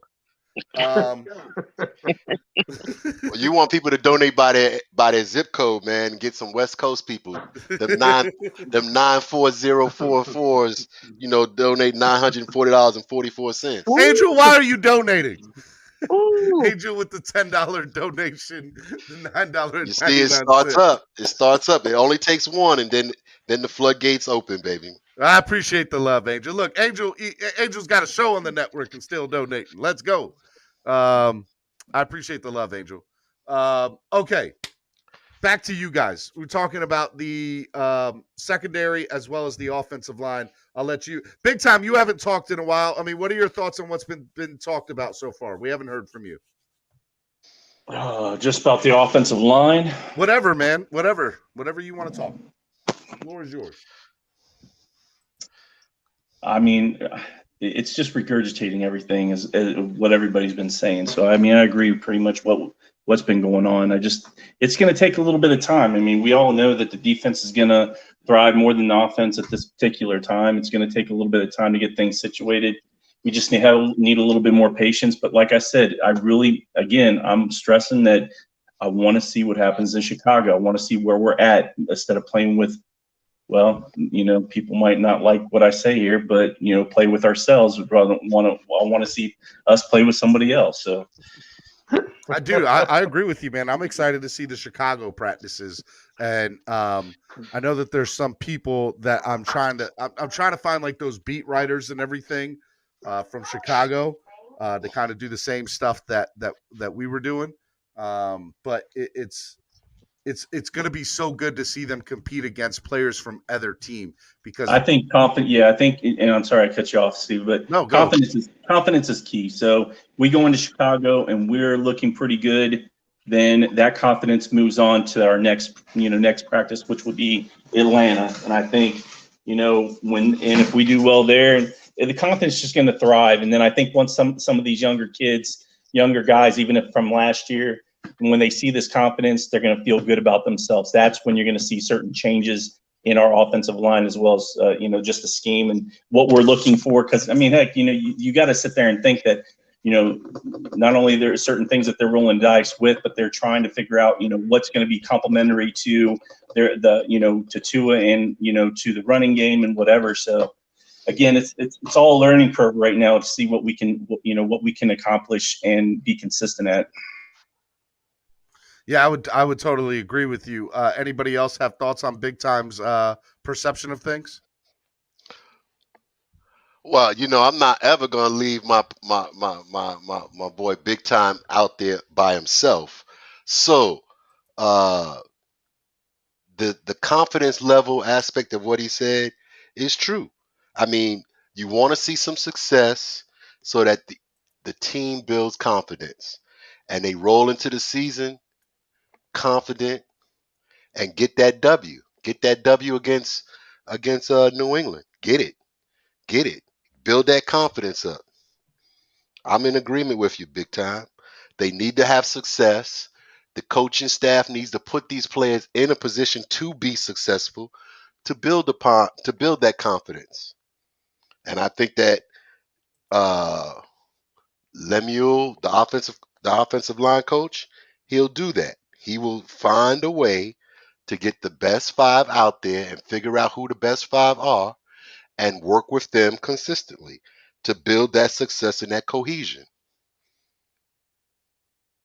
Well, I think that's definitely true. I think one of the biggest things, and I talk about this all the time, is conditioning, so that you don't get 2 or 3 games into the season and you've got injuries right and left.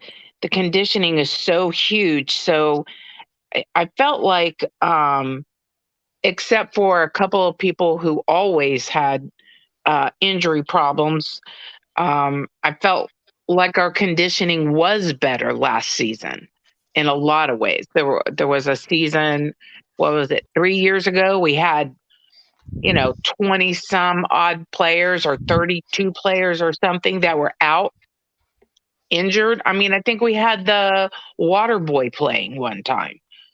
So I think the conditioning is huge, so that these players that learn these positions and everybody's got that cohesion working together, and then boom, somebody's out hurt, because of lack of conditioning. I think conditioning is very important when you guys look at the injuries that we've had in years past. I think that in order for a team to be successful in the NFL, it's about depth. And I think for the first time, the Dolphins have depth at very, very important positions. And I think that's going to be a good thing, because if somebody goes down, I think the next person will be able to be the next man up, which is all the more reason I want Xavier Howard to stay in Miami, because he just helps that depth of the secondary that much better. I want to be able to see, God forbid, I'm going to knock on wood, but I have to say it. We have to talk about it. I want to see Jacoby Brissett look really good in training camp, right? If God forbid Tua goes down, I don't think that this team is out of, I want to see, I think we could still win a few games with Jacoby and still make a run at some stuff and still have the team move forward, which is ultimately what I want, And so I think the thing, again, the biggest question mark right now is the offensive line, because I just don't think you move forward without a great offense, without a good offensive line. And so, I hate to harp on that and go back to it, but it scares the crap out of me, Well, it's definitely Go ahead, it's Pablo. definitely okay. Thank you. It's definitely a huge factor. Like, we all know that if the offense can't stay on the field, it doesn't matter how good your defense is, because maybe they can hold out a few games, but once you get into several games in the season, that just can't last. So we know that's really important, but that's where I think this consistency comes in, that they play together, they learn each other, they understand the playbook together. I mean, a lot of these people have not really played very much together at all. So this practice season, these preseason games, it's going to be everything for us. Big John. Well, that's what I was talking about when I said maximizing resources, man. We were talking about this the other day. I don't mean to go back to it, but it is what it is. And if right now, as much as we don't want to say it, it's going to suck if we realize that Noah doesn't get it done. That's a wasted pick the year before. If we realize that we traded up for a guard and we were looking for a tackle, that's just going to make it worse, and agree that, yeah, they're good at finding gems in the 7th round. But like I told you before, Steven, they're sitting there. They have the obvious pick in front of them. And instead of taking Tevin Jenkins, who's sitting right there, you pass on him to take a safety. And as much as I like Hollins, I would have preferred to have picked first Tevin Jenkins, a natural right tackle who is balling out in Chicago camp right now. So you're going to get to see him, as opposed to having an issue on the right side that we should have had cleared up. It's not going to be fun if you have Khalil Mack coming off that. I mean, it isn't fun for anybody when Khalil Mack is coming off the corner. But it's going to be real bad if you have Khalil Mack coming off that corner and you have no way to even get a pass off. And that's just practice. It's true. It's true. The fact that the Dolphins drafted Javon Holland over Tevin Jackson doesn't surprise me. Tevin Jenkins, excuse me. You got to remember who's the coach and what's his mindset. It's Brian Flores. He's a defensive-minded coach. He's going to always defer to that defense first. Okay. Can I ask you a question, though? Can I ask you one question? Yes, go ahead. I agree with you, D-Dub, but here's my thing.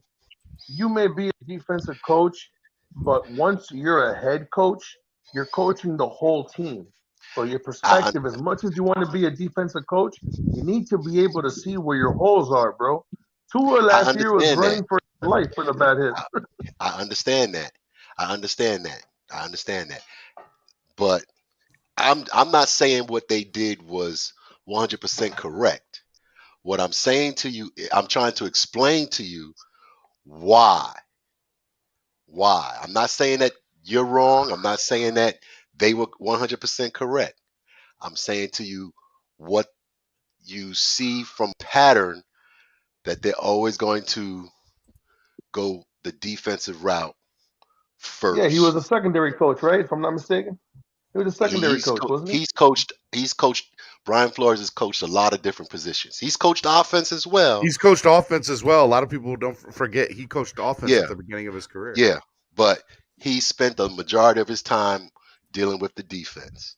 So that's what he's going to fall back to. If there's a tie in the rating and a ranking between a defensive player and an offensive player, 9 times out of 10 he's going to go with that defense because he wants to build a defense. He wants to And build I a and defense. if that's the philosophy, I agree 100%.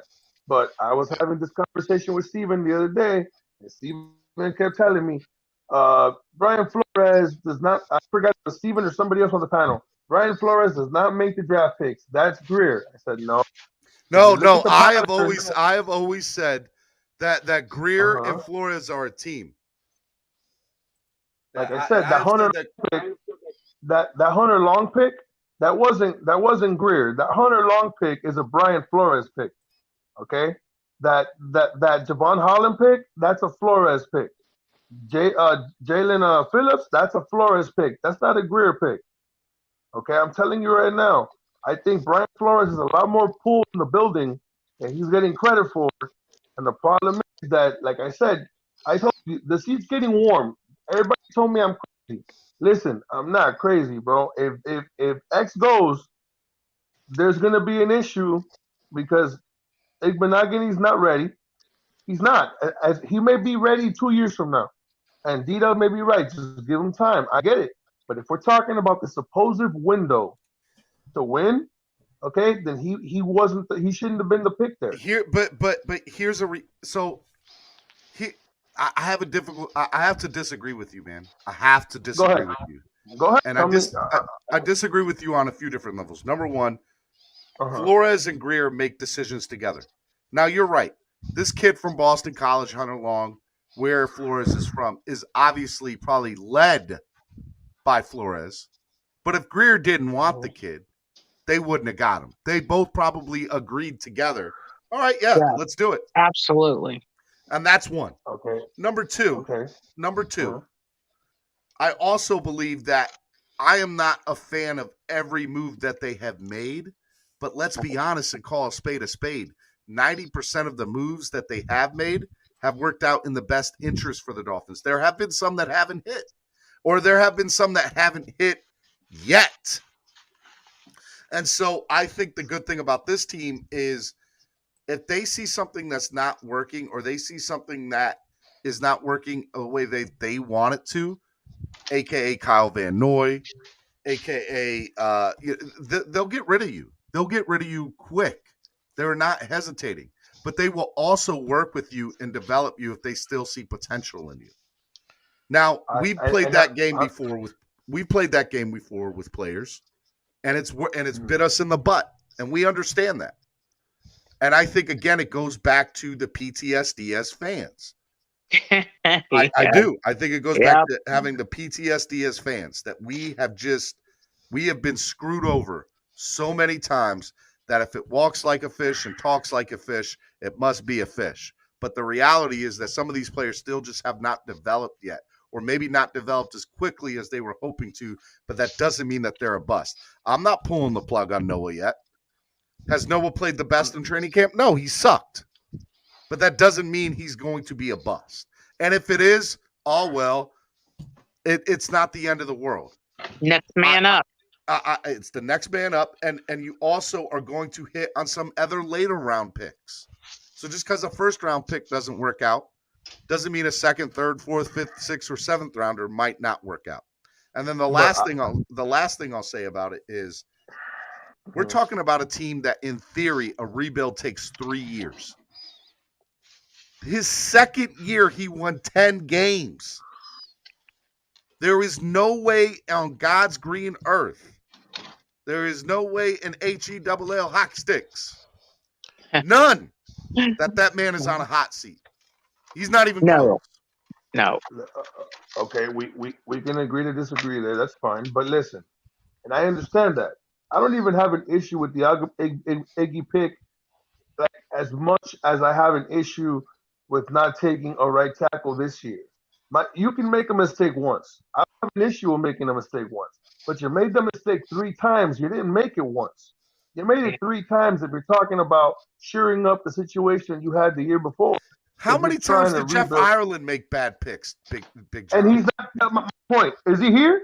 No, he's not. But Okay, I feel like that's my point. That's my point. He's not here. If he wouldn't have made the mistake over and over and over and over, he would be here. He's not, because he made the mistake. I keep telling you, it's not only the Iggy pick. Like, I'm not to bash on Hunter. Hunter Long is a great tight end. I like him on the squad. I understand why they took it. But our issue last year wasn't tight end. Sorry about that. Our issue was center, and our issue was right tackle. If you're not going to take Tevin Jenkins and you're going to take Holland, fine, take Holland. I understood why you took Holland. He's cerebral. He's flexible. He can play multiple positions. Okay, that guy's a ball hawk. I get all that. But at the end of the day, all right, so time out. Let me ask you something, John. Go ahead. What does a good GM look like then? Is a good GM not allowed to make mistakes? If he is, how many mistakes is he allowed to make? What's his time? I'm not. Because hold on, let me finish. Because if you look at it, how many years did Jeff Fisher have? And Marvin, who's the guy up in Cincinnati? Marvin Lewis. Marvin Lewis. But you're talking coaches, not GMs. But those guys, Jeff Fisher and Marvin they said what went on the field. Okay. Yeah. And so I say all that though. What is 2 years a good year or 3 years? Hey, you get 10 bust, you get 20 bust, you get 3 bust. There, in my opinion, this is Greer's 3rd year. I know he's been with the team forever, but this is his 3rd year being GM. Okay, making all the decisions. And this is Flores going into his 3rd year. He first year took one of the worst teams in NFL history to 5 wins out of their last 7 or 8 games. Yeah. Okay, but that was coaching. That wasn't GM. That was coaching. That's not GM. The fact that Brian Flores can scheme up a defense, the fact that Brian Flores can get Flores you to play together, and Greer are tied together for life. Yeah. Greer does not. That doesn't mean that Greer was coaching defense. Okay, that's not what that means. And I'm going to ask you a question, because if we're counting and we're going to go back to 3 years, that means they've missed on 6 picks. Okay, they picked 6 players. Okay, there's 6 players they should have taken that they didn't take, and they took another position instead, and we're still having the same issue. We're having a running back issue. Okay, as much as everybody, I love issue. Okay, we're having a center issue. Like, if you're not going to take Tevin Jenkins, fine, take Holland. But in the 3rd round, Quinn Minor's just staring at you in the face, and you didn't take a center. Okay, well, you took a tight end. I have to interject here just a little bit. Parrish did not blow anybody out of the water last year. Let's be sincere. Let's call a spade a spade. That's 6 picks. It's not the same thing to hit on a 7th rounder. If you can't, you have to be able to hit on your 1st and 2nd round picks. It doesn't matter if you got 60 picks if you miss on 30 of them. Like that's not a good formula.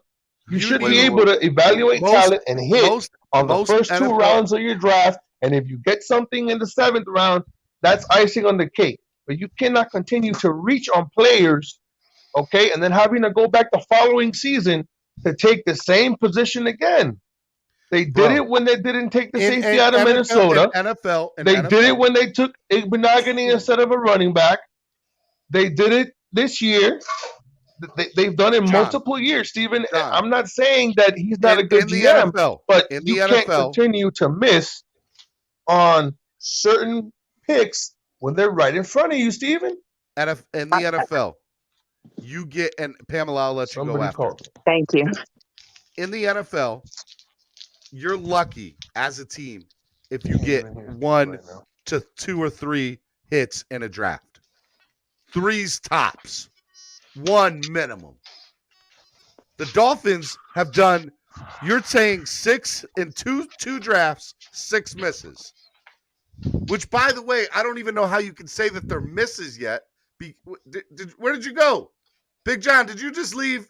You better come back on. I hope that was just your thing and you didn't just get off here. But I'm going to finish my statement hoping you're listening. You can't expect a team to say that something's amiss if you, in 2 years or a year, you have to let it play out. You have to let it play out. Big John's back. You have to let it play out. And Go ahead, if you Pamela. think about it, how can it be a miss? We haven't even hit the field yet. We don't know it's a miss. Maybe what we did was exactly what we needed to do. We just, there's a whole lot of unknowns until we hit the field. These guys have not had that long to get this team together.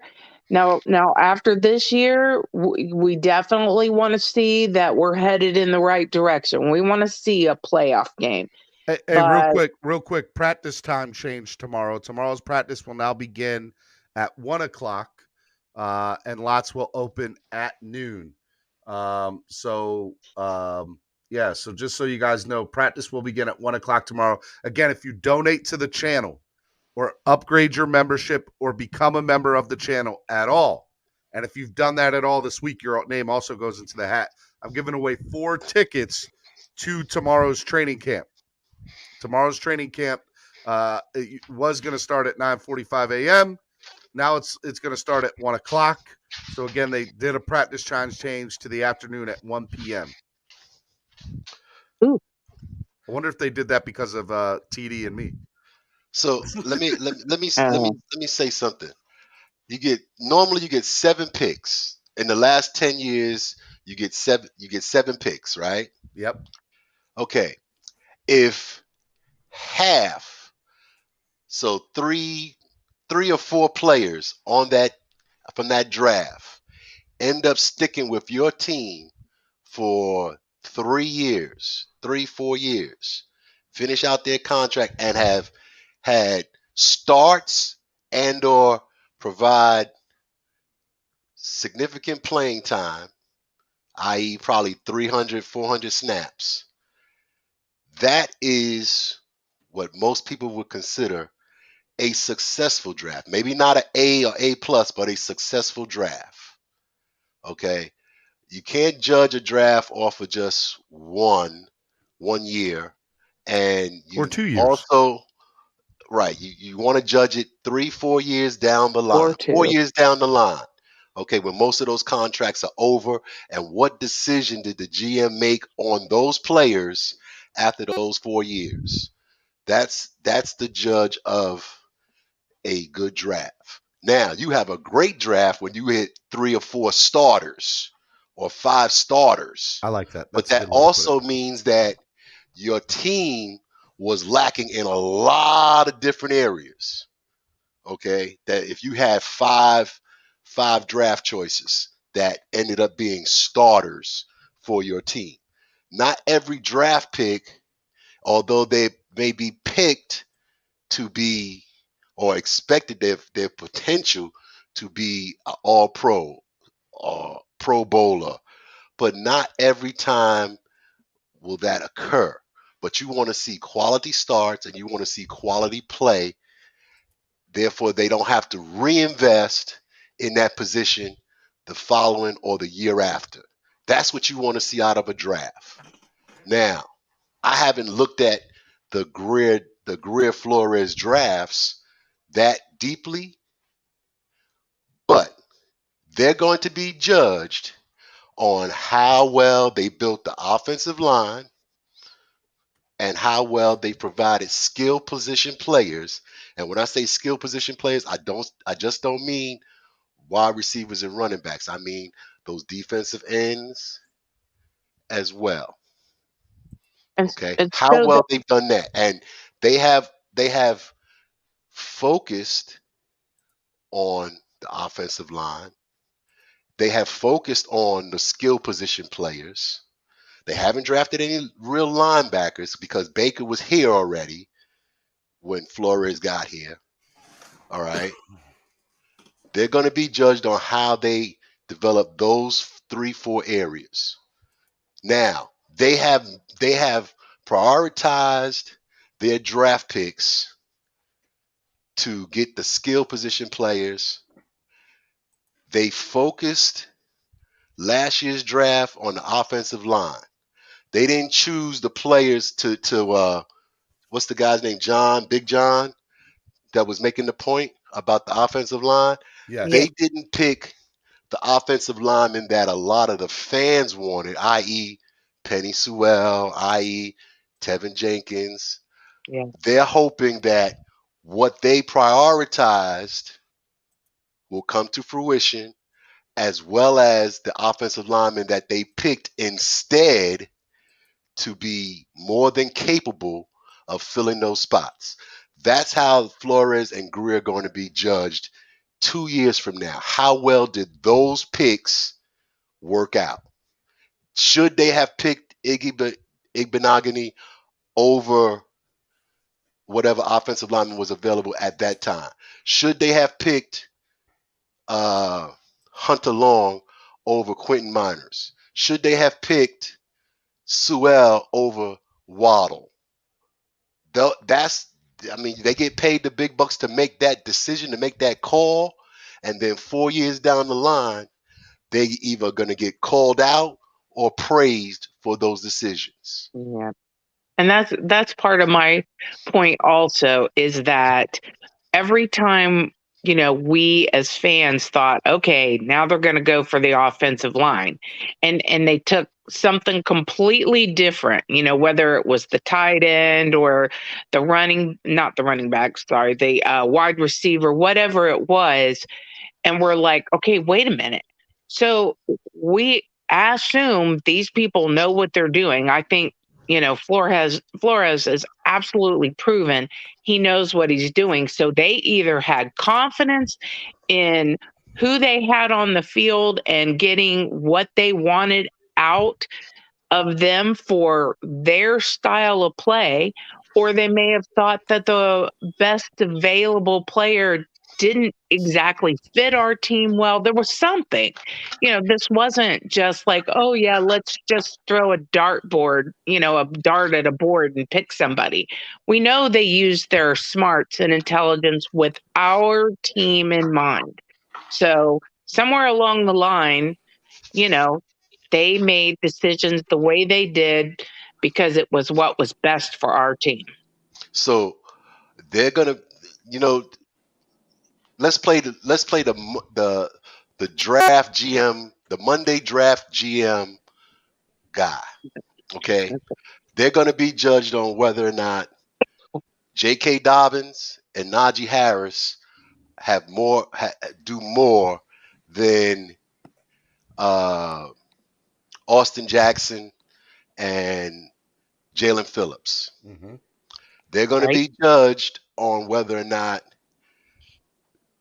Austin Jackson has a very good career, or Penny Sewell has a great career, or Liam Eichenberg has a great career. That's the player draft pick criteria that they're going to be judged on. Now, whatever they've prioritized and deferred, not picking Sewell or J.K. Dobbins or Najee Harris, those players are going to be scrutinized against each other.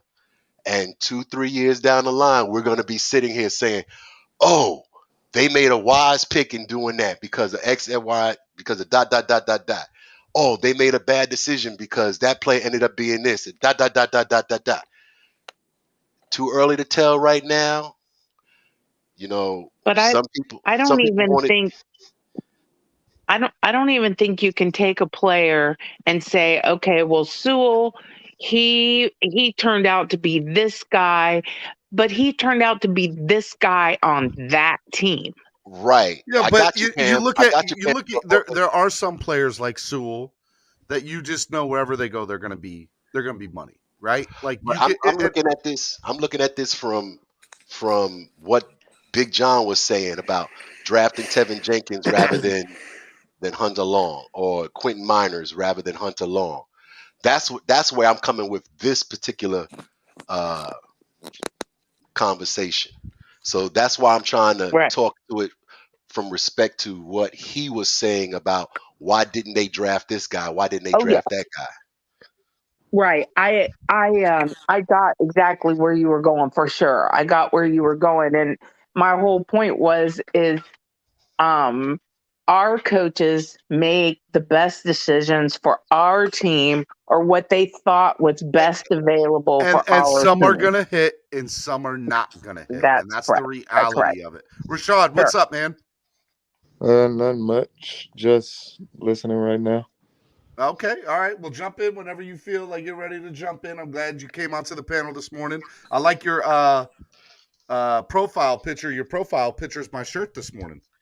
That's dope. You know, we were talking about the injuries, right? Now, one of the things that you noticed over the last maybe 3 to 5 years, the injuries that have occurred late in the season that have had impacts on the results of the season.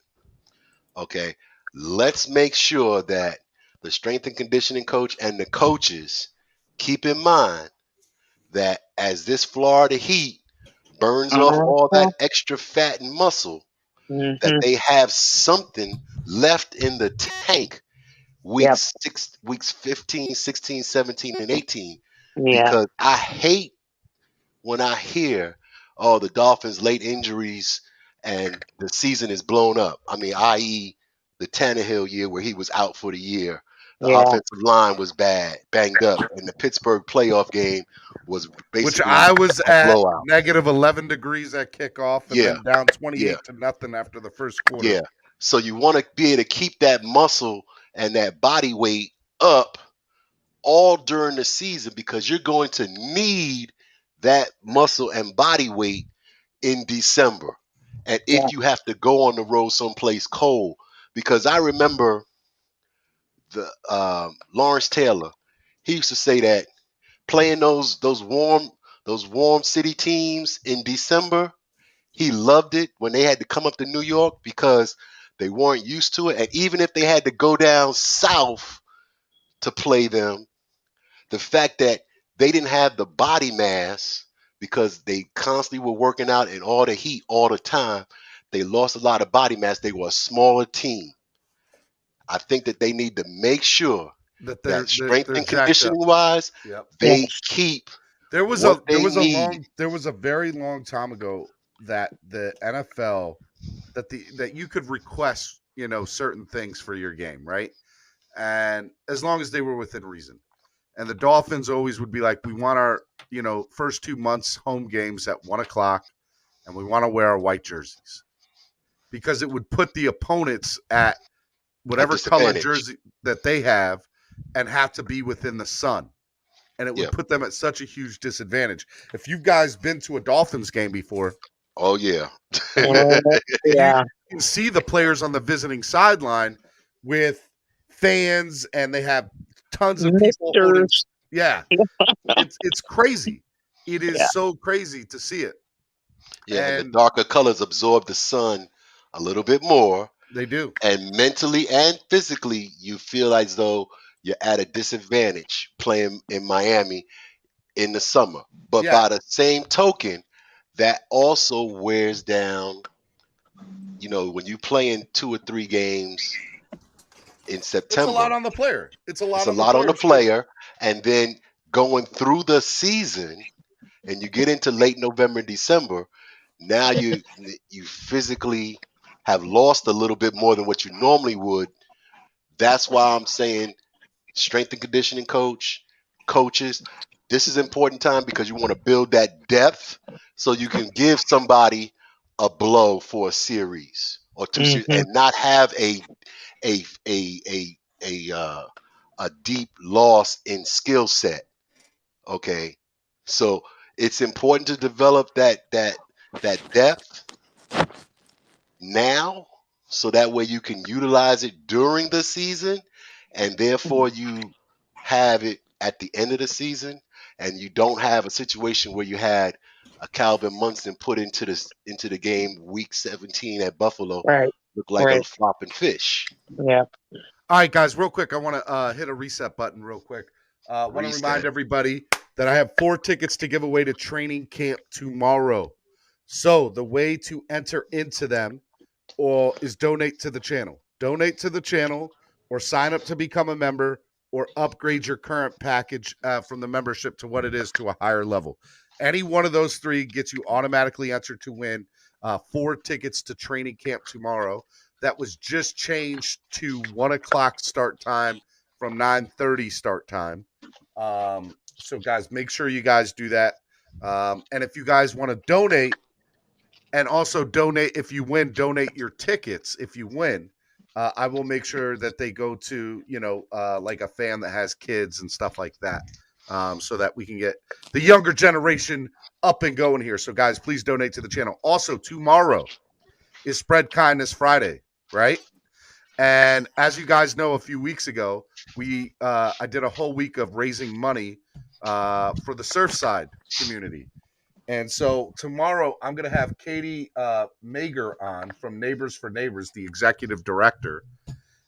And we're going to give our donation to her. And she's going to say where it goes and how it helps, and also what she's got going on and how she helps the family members, as well as helping with first responders and stuff like that. So I am super excited about that tomorrow, to be able to give that donation to her.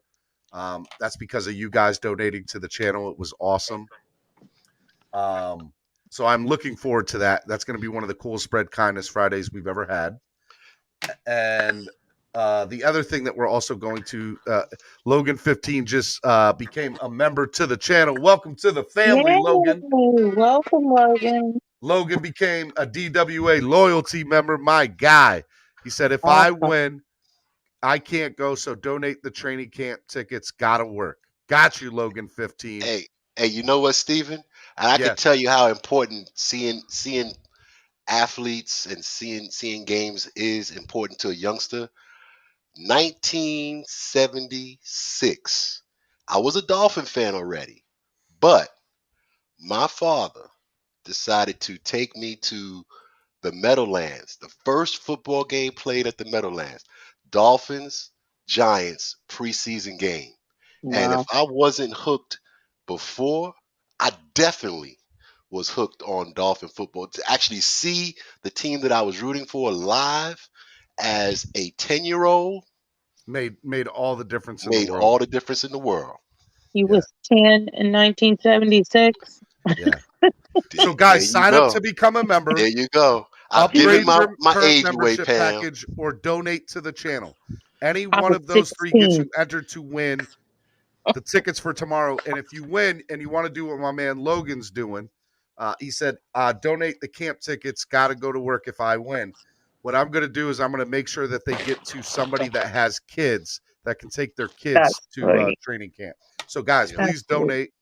No matter which way to Sunday, just donate, help the channel grow. It goes to a great cause like that. And guys, tune in tomorrow. Tomorrow is going to be, I'm super excited about having her on to talk about, the Katie on to talk from Neighbors for Neighbors to talk about the donation. And we're also, just behind closed doors, so you guys know, we're also going to be trying to do more stuff with them. And we haven't got a chance to sit down yet, but we're going to hopefully sometime in the next couple of weeks, and try to do more things with Neighbors for Neighbors to help the displaced members as well as first responders and stuff like that. Even try to get the Honorable Solo D to, make some food for the first responders. So try to get a camera crew and stuff down there. We're trying to hook all that up. So I am super excited about that. Chef Ju says, can you MOD Logan 15? All right, Logan, you are about to become a mod. And it's official. You're a moderator now. My guy. Logan 15. Hey, much respect to Chef Ju, baby. Much respect. He's always doing his thing. He's at work and working on here. You do your thing, man. You support all these channels, and I gotta tell you, you have been consistently respected throughout all the platforms. Yep, he's the man. Love Chef too. Roman Soldier says practice tomorrow will be at 1 o'clock in the afternoon for those who are not sure. Yes, tomorrow practice is at 1 o'clock. All right. Donate to the channel, upgrade your current package, or sign up to become a member. Any one of those three will get you entered in to win the tickets for tomorrow's training camp. And I'm going to do that as soon as this show's over and I go get something to eat. I'm going to come back and set up the drawing on social media. So, guys, make sure you guys follow me at Stephen D. SKPL. Okay, at Stephen D. SKPL. Guys, what does the SKPL stand for? Spread kindness, positivity, and love. My man, my people. I like doctor. It. The love doctor. I like it. I like it. I got to run. I had a flock of geese. I have geese that come here and stay in our pond all the time. Well, now there's a flock of them, and I think they want me to come out and feed them. All right. Well, you go do that, Pamela. Thank you for coming on today. Thanks, guys. Love you, girl. all. Be good. All right, Pam. Bye-bye. All right. And then there were 3. All right, guys. I'll stay on a little bit longer. Is there any in particular thing you guys want to talk about from training camp that has not been talked about? Maybe the wide receivers, how good Albert Wilson has looked. Pleasantly surprised with Albert Wilson. He's making it very difficult for the coaching staff to make those decisions, and that's a good thing. You want the competition to be high, strong, and consistent, and he's doing that. He's probably, if I would say that he's more than probably 65% towards winning a spot on the team, on the 53-man roster. I like the sound of that. Big time. What do you think about Albert Wilson and his? I mean, he's been the best wide receiver in camp so far. Big time. All right. We'll go. Big time may be busy with Big time. You there? issues that he's having. Yeah, I'm sorry. Okay. Yeah, a little bit busy, but yeah, I mean, Albert Wilson's pulled it off. I mean, he's definitely, taken the bull by the reins and shown it. I'm not going to be a pushover out there, so you're going to have to earn your spot. So he's done a phenomenal job. I think, it's going to be difficult, but these guys are going to do what they need to do to either cut or hold them to see what we have, or, at least hold them in case of injury. But it's going to be interesting down the line to see how they push these receivers out there when we start getting into these, Chicago and Atlanta, and what they're going to do with these wideouts and how they perform, because honestly, they're going to have to perform. So hard work pays off. We'll see what happens and see if which one gets the job. And even at worst, Albert Wilson, let's say he doesn't make the team, but they try to make a trade for him with him, and he's increasing his trade value. So, it's a win-win for the team no matter what. And if he makes the team, fine. If he doesn't make the team, and you find a team that needs a wide receiver, maybe you can make a trade for him. I mean, I don't know if he's, you're not the first person to say that. I don't think that he is on the trade block at all. I think he's a lock to make this team. I also think, there has been some positiveness coming out about Jakeem Grant too, who I do think they should trade. I do think they should trade Jakeem. I mean, what are your thoughts on Jakeem Grant? I think that Jakeem has a role on this team as a punt returner. Going to be the punt returner, then that's going to be a tough decision to keep. I think Waddle's the punt returner on this team. I think he returns on this team. I hope not. I don't like the value. I don't like the asset that valuable doing that. But if they decide to do that, then there's no role on this team for there's no room on this team for Grant. Yeah, I don't see Grant making this team at all. Same. Tyrone Hall says Wilson can be the best wide receiver on all he wants, but he can't be the best retired receiver at game time. Finally have a healthy season with this team. I think I understood what you were saying there. Rashad, what are your thoughts? So far, the way I got it lined up with Parker barely practicing, Fuller barely practicing. Wilson is out there. He has his spot. Of course, Waddle has his spot. I'll take a 4 for a 5th for Jakeem. I might take a 6, depending on the team. Robert Foster has been making splashes, and so has Kirk Merritt. So I've been trying to figure out who can we keep on the practice squad without them getting snatched up. And I believe, sadly, one of those players will be Lynn Bowden. Yeah, I haven't heard much of Lynn Bowden so far. I was really hoping to hear more from him, but I haven't. He's been quiet so far in this training camp. Yeah, like I was rooting for him. I had faith he'd be like the top 4 on the team. I didn't see Wilson going off like this, but I'm not upset about it. Big John, what are your thoughts about Albert Wilson in the wide receiver role? Albert Wilson's going to make this team, bro. Albert Wilson's going to make the team. I don't see Jakeem Grant making the team. I agree with what you said. Waddle's going to be the returner when you got a Ferrari. Much as nobody wants to put it out there. You got to drive it, baby. Listen, bro. Waddle scares you. Just look, if Waddle scares a defensive back, and he has to give him 7 yards of cushion because he is, not to say the word on your show, but he's shitting bricks. Can you imagine what the punter's feeling? We got to kick it to him. I hope he doesn't return it. So I don't think Jakeem Grant's on this team. I think he has maybe helped his trade value. He's been playing really good in practice. But at the end of the day, Jakeem Warrior's a practice warrior, dude. Jakeem Grant's a practice warrior. Facts. Real quick. Go ahead. I don't want to bring down the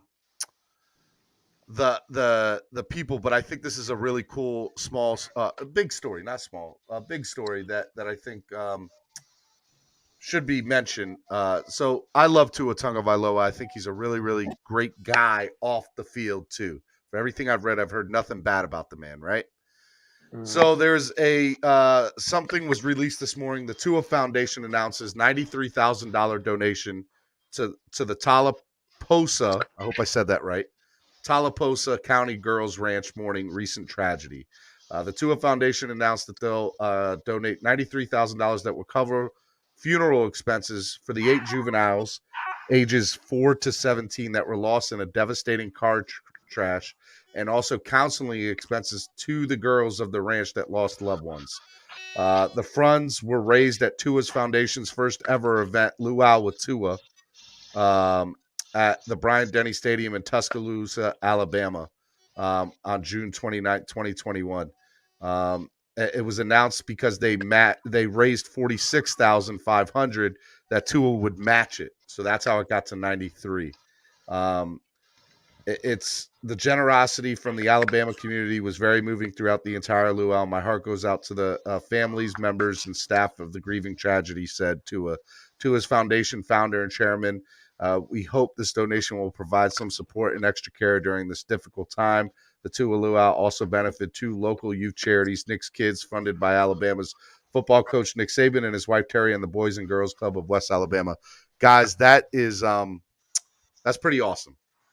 That is really, really awesome. It's little things like that's spreading kindness.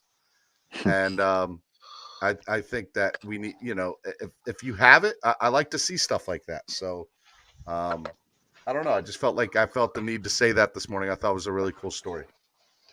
You know what? I want to sit there and say,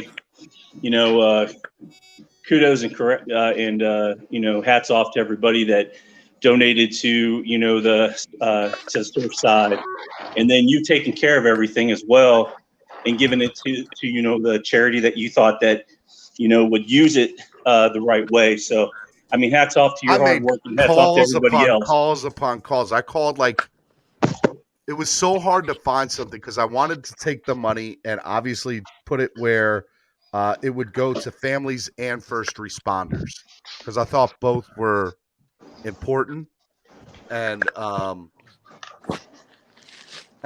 some of the first responders had families in the tragedy. So I appreciate you saying that, man, because it was tough. It was tough to find somebody that was working with everything. And so I found Neighbors for Neighbors through calling the fire department there in Florida, right there in the local area of Surfside. And they said, you need to call this lady. It's called Neighbor for Neighbors. And so I called her up and I talked with her and it was great. You know what's crazy, Steven, though? Somebody who I know, not to get personal, because I'm not going to, say everything, but there was somebody I know who does work for the fire department down here, and they actually literally dug up their own daughter, bro. Yeah. That was crazy. Yeah. It was a rough thing. And I look, you don't have to spread kindness in the form of money. You can spread kindness in the form of hugs or text messages. Hey, how are you? But I am all about spreading kindness, which is why I have Spread Kindness Fridays. And as I grow, as the network grows, as more money comes through the door and we can eventually get sponsors and stuff in, because that is the goal here. I want to get sponsors in. I want to be able to do more things like that. I want to be able to do more charities and give back more. And so, that's my plan. Spread Kindness Friday isn't just going to be a Spread Kindness Friday. Hey, spread kindness. It's going to be a big deal in the future of this network. So, just so everybody knows. All right, we got somebody new backstage who I don't think's been on here yet. And I'm not too sure. Watch your language, Big John. Mute yourself. Todd Labruto. Todd, what's going on, man? What's up, Todd? How's it going? I'm always on Reason's show and Larry's show, so well, Todd, I'm a regular. Thank you for coming on, man. Thank you for coming on my show. I appreciate that. Yeah, usually I'm not up this early, but today I had stuff I had to do. So, what do you think of the What do you think of the show so far? I like your show. I really do. I go back and watch it every day. See, I like that. You guys heard it here. He goes back and watches the show every day. You guys can too. So what's up, man? What do you want to talk about, Todd? Hey, man, what you all were talking about earlier when I got out the store about, I don't think Grant's making the team. I don't think so either. I think honestly, who's going to show out this preseason is going to be Merritt. He's Merritt. already moving. Love him. He's moving up quick. He has the hops to do what DVP does, high pointing the ball. He has the speed of what Wilson does in the middle, running a 4.3, and he's just real strong and physical. Well, let me ask you, man. I want to agree with you because I want to see Kirk Merritt make the team. I also want to see my man Matt Collins make it. But if you're looking at it from the standpoint of the team, I think we need to see it in preseason, right? And so I want to see it translate to even if it's with Jacoby Brissett on the field during preseason. He caught a touchdown yesterday from Tua, so he's moving up. You might he's playing with the first team. Playing. He's getting first team reps. Yeah. I think that but how much is Tua really going to play in the preseason, Todd? Like I don't think he's going to play that much in the beginning. I don't either, but at the same time, he does need to get the reps with the receivers. Yes. So and in live action, and it's not going to be just the games. It's going to be those practices, those inter-squad practices. Yep. That's also where he's going to need to show out. Because remember, that's where Preston made his name against Tampa Bay. Yep. And Preston needs to hurry up and get his on the field. I think that Preston Williams is dogging himself off the team. Out of there. Yep. I mean, 2 injury-prone years, and then which sucks because I still think Preston's got something in the tank. I still think Preston has something in the tank. I mean, this is a wide receiver. His contract his contract doesn't cost anything if they cut him. It doesn't hit negatively towards the team if they cut him. If they don't keep him on the roster. And I don't think he'll want to accept a practice squad position. So he might be one of the odd people out. I don't think he along with might. Grant. I agree, and he's the same as DVP, except for DVP has shown more. Yeah, they're the same DVP when he's receiver. healthy and he's on can be a number one. He can. And let me ask you something: a player like Kirk Merritt who can do kick returns. Yep. He can go on special teams. He can go down as a gunner if needed because he has the speed and he has the physicality. You Those look at what sixth, seventh, and eighth spots, Todd. That's what's going to matter. Who can play special teams? And you got to look at it. That's something Williams, you don't want him doing because look what happened the last time he did it. Yeah. And I'm sorry, I don't want Waddle touching returns. I'm going to disagree with you there. I'm going to disagree with you on that one. Because I don't want to risk him getting hurt when you got players who can still do it like Bowden, players who can do it like Noah. You got returnment. Now, if it's a key situation and you need to flip the field, I can understand throwing Waddle out there, but I don't want him doing it consistently. Here's why I disagree with you. I agree with you, Todd, on that. Here's why I disagree. If you have a Lamborghini, you take out the Lamborghini. You don't let it sit in the garage and just collect dust. You don't drive it. But you don't drive it 2 miles to the grocery store every day. Well, that's you. I would drive it 2 miles to the grocery store. I drive that puppy in the back of the parking lot and on a trip. Here's a reality. I wouldn't drive it. I wouldn't drive it to the grocery store where it can get nicked up and banged up by shopping carts. That's why you don't park in the front of the parking lot. You park all the way in the back. Come on, man. Know the rules of parking lot etiquette with nice cars, okay? Yeah, all right. You do a classic car. Are you going to put all the mileage on it, or are you going to use it when needed? My car is to be seen when warranted. I want it to be seen by everybody. I need that positive affirmation from people. Man, you're the one who wants to risk going to jail for shooting somebody for running into your car. No, that is not. I never had road rage a day in my life, Todd. Never. You got that Lamborghini and somebody tears it up. You learned what road rage is. I drive a 2007 Hyundai Sonata. That's my car. Well, I have a 2017 Kia, but it's my work because I do Lyft. Okay, if somebody hits it, we're gonna have some issues. We're gonna have some problems. We're gonna have some problems and situations That's my over here with paycheck. Todd. I like Todd. But Todd, you can come back on the show.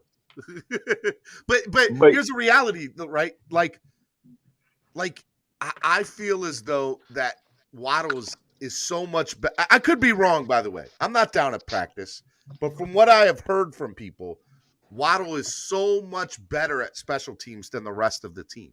And if you have somebody, if it was close and Lynn Bowden is almost up there with Waddle, okay. But you got to be on the roster for that. Yeah, but, well, I mean, Lynn Bowden or whoever. But from what I've heard, I'm sorry, I got digestion here. From what I've heard, Waddle is so much better than the rest of the team at that position. So if it's that big of a difference, I say you got to let the man play. You got to let him play because if he can change, think about it. If we're in a game and it's 13-13 and we're just looking for that spark, he could be that spark. All right. That's why I said key times to flip the field. But at the same time, do you think he's going to be starting in the slot?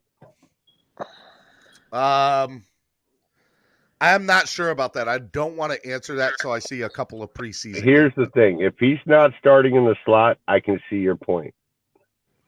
Okay, because if he's starting in the slot, I don't want to overuse him either. If Wilson has a chance to start the slot. Wilson's been balling out. Yeah, that's true. That's true. Wilson's been going crazy. If Wilson starts in the slot, then I can understand you getting Waddle playing time that way. But if Waddle is starting, he's my starting receiver. He's only doing returns as necessary. Look, I think that you're going to see him play more than people want him to see. I think most fans. Here's the thing, Todd. I think most fans agree with your sentiment. I think most fans don't want to see him play punt returner.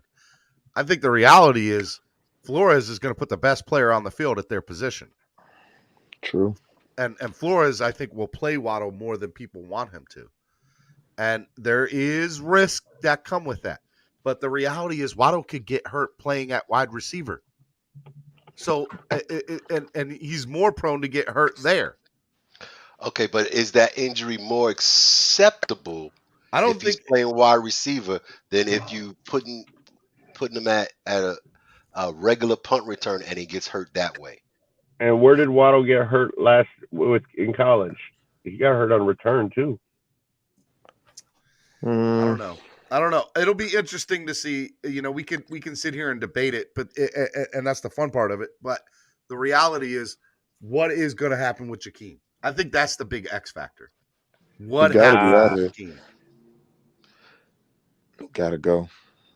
He doesn't have it. He's not consistent enough as a receiver to hold down one of those spots. He's not consistent as a returner. No more, not in my eyes. Well, I mean, you can't say that. He's a Pro Bowl returner. He's a Pro but you Bowl want to know returner something? Who drops punts and That's what I does was not gonna say. know when to call for a fair catch. He wants to There's return been everything. There's been times where you're sitting there praying, please catch it on the return, and you shouldn't do that with your Pro Bowl returner.